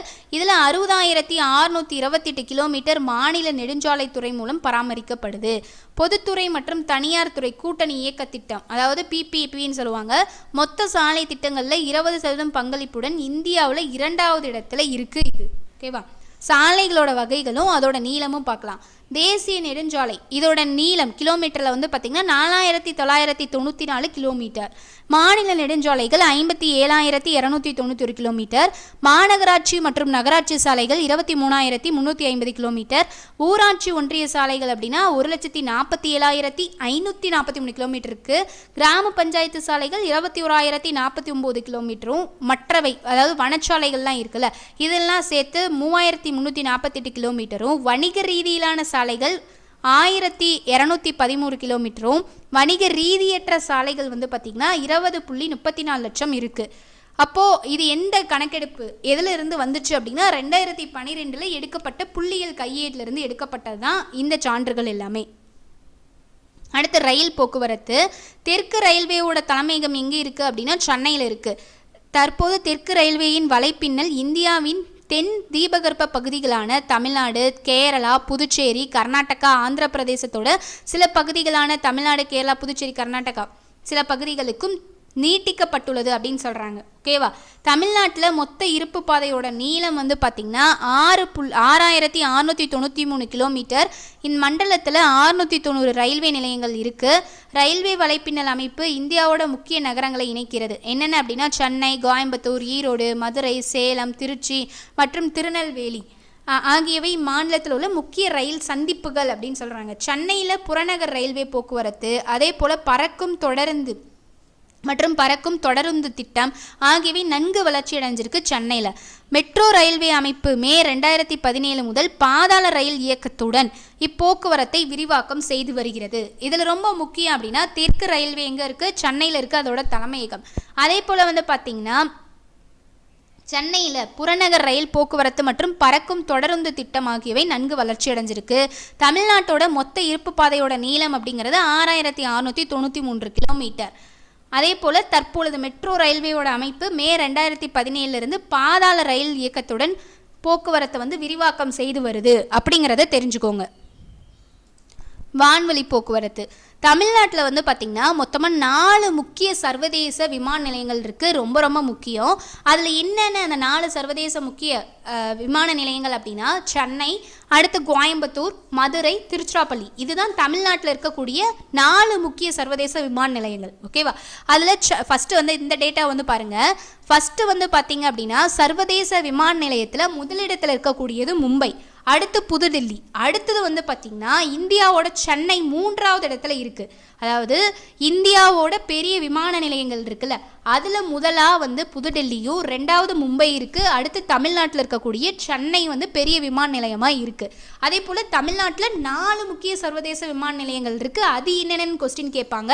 அது சென்னை, கோயம்புத்தூர், மதுரை, திருச்சிராப்பள்ளி. ஓகேவா? இதுதான் பிற சர்வதேச விமான நிலையங்கள். தூத்துக்குடியும் சேலமும் வந்து பார்த்திங்கன்னா உள்நாட்டு விமான நிலையங்களாக இருக்குது. இது நாட்டோட பல பகுதிகளை இணைக்குது. தொழில்துறையின் அதீத வளர்ச்சியானது பயணிகள் போக்குவரத்து மற்றும் சரக்கு போக்குவரத்துகளை அதிகரிக்கிறது. இது ஆண்டிற்கு 18% அதிகமான விமான போக்குவரத்து வளர்ச்சியை ஏற்படுத்தியுள்ளது. தமிழ்நாட்டின் மிக நீளமான தேசிய நெடுஞ்சாலை NH44 உடையதாகும். N44 உடையதாகும். இது ஒசூரிலிருந்து தருமபுரி, சேலம், கரூர், திண்டுக்கல், மதுரை, திருநெல்வேலி வழியாக கன்னியாகுமரி வரை 627.2 கிலோமீட்டர் தூரம் செல்கிறது. அதாவது தமிழ்நாட்டோட மிக நீளமான தேசிய நெடுஞ்சாலை என்னன்னு கேட்டிங்கன்னா 44. இது வந்து பார்த்திங்கன்னா ஒசூர்லேருந்து தருமபுரி, சேலம், கரூர், திண்டுக்கல், மதுரை, திருநெல்வேலி இந்த வழியாக கன்னியாகுமரி வரைக்கும் வந்து பார்த்திங்கன்னா 627.2 கிலோமீட்டர் தூரம் வரைக்கும் செல்றதாகவும், தமிழ்நாட்டோட மிக குறைவான நீளம் கொண்ட தேசிய நெடுஞ்சாலை என்னன்னு கேட்டால் 785.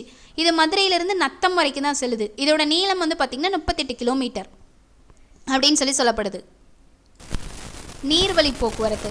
இந்த நீர்வழி போக்குவரத்தில் வந்து பார்த்திங்கன்னா தமிழ்நாட்டில் 3 முக்கிய துறைமுகங்கள் இருக்குது. என்னென்ன அப்படின்னா சென்னையிலையும், எண்ணூர்லேயும், தூத்துக்குடியிலையும் இருக்குது. இது ரொம்பவே முக்கியமானது. அடுத்து நாகப்பட்டினத்தில் வந்து பார்த்திங்கன்னா இடைநிலை துறைமுகம், பிற பகுதிகளில் 15 சிறிய துறைமுகங்களும் இந்த தமிழ்நாட்டில் நாகப்பட்டினத்தில் இருக்குது. துறைமுகங்கள் வந்து பார்த்திங்கன்னா ஏறத்தாழ 73 மில்லியன் மெட்ரிக் டன் சரக்குகளை ஆண்டுதோறும் கையாளுகிறது. இது இந்தியாவில் எத்தனை சதவீதமாக இருக்குது அப்படின்னா 24% இருக்குது. தற்போது வந்து பார்த்திங்கன்னா 4 லட்சம் வாகனங்களை வந்து கையாளும் திறன் கொண்ட பிரத்யேக முனையம் வந்து மேம்படுத்தப்பட்டுள்ளது அப்படின்னு சொல்லப்பட்டிருக்கு. அடுத்த தகவல் தொடர்பு பார்க்கலாம். தகவல் தொடர்பு அப்படிங்கிறது லத்தீன் வார்த்தையான கம்யூனிகேர் என்பதிலிருந்து பெறப்பட்டது. இதுக்கான பொருள் வந்து பார்த்திங்கன்னா கம்யூனிகேர் அப்படின்னா பகிர்தல் அப்படின்னு அர்த்தம். கம்யூனிகேட் பண்ணுறதுன்னு சொல்கிறோம் இல்லையா? ஸோ அந்த கம்யூனிகேர் அப்படிங்கிற லத்தீன் வார்த்தையிலிருந்து தான் பெறப்பட்டது. அதற்கான பொருள் பகிர்தல். தகவல்களாக இருக்கட்டும், எண்ணங்களாக இருக்கட்டும், எண்ணங்களோட பரிமாற்றத்தை வந்து தகவல் தொடர்பு அப்படின்னு சொல்கிறோம். தகவல் தொடர்பு 2 பிரிவுகளாக இருக்குது. அவை என்னென்ன அப்படின்னா தனிமனித தகவல் தொடர்புன்னு ஒன்று, பொது தகவல் தொடர்பு அப்படின்னு 2ஆக பிரிக்கிறாங்க. தமிழ்நாட்டோட அஞ்சலக மாவட்டங்களும் அதோட தலைமைகளும் பார்க்கலாம். ரொம்ப ரொம்ப இம்பார்ட்டன்ட். இப்போது மாவட்டங்கள், அதாவது மண்டலம் அப்படின்னு சொல்லலாம், அதோட தலைமையகம் எங்கே இருக்குது அப்படின்னு பார்க்கலாம். சென்னையிலேயே இருக்குது அதோட அஞ்சலக தலைமை. அடுத்து வந்து பார்த்திங்கன்னா மேற்கு மண்டலம், அதற்கான தலைமை கோயம்புத்தூரில் இருக்குது. மத்திய மண்டலத்துக்கான அஞ்சலக தலைமையகம் திருச்சிராப்பள்ளியில் இருக்குது. தெற்கு மண்டலம் வந்து பார்த்திங்கன்னா மதுரையில் அதோட தலைமையகம் இருக்குது. ஸோ இது ரொம்ப முக்கியம். வணிகம் அப்படின்னாலே என்ன? ஏற்றுமதியும் இறக்குமதியும் இருக்கிறது தான் வணிகம் அப்படிங்கிறது. இதுதான் இதோட முக்கிய கூறு. இப்போது ஏற்றுமதினா என்ன? நம்மக்கிட்ட இருந்து வெளிநாட்டவருக்கு நாம் பொருளை வந்து கொடுத்தோம் அப்படின்னா அது ஏற்றுமதி. இறக்குமதினா என்ன? அங்கேருந்து பொருளை வாங்குறது.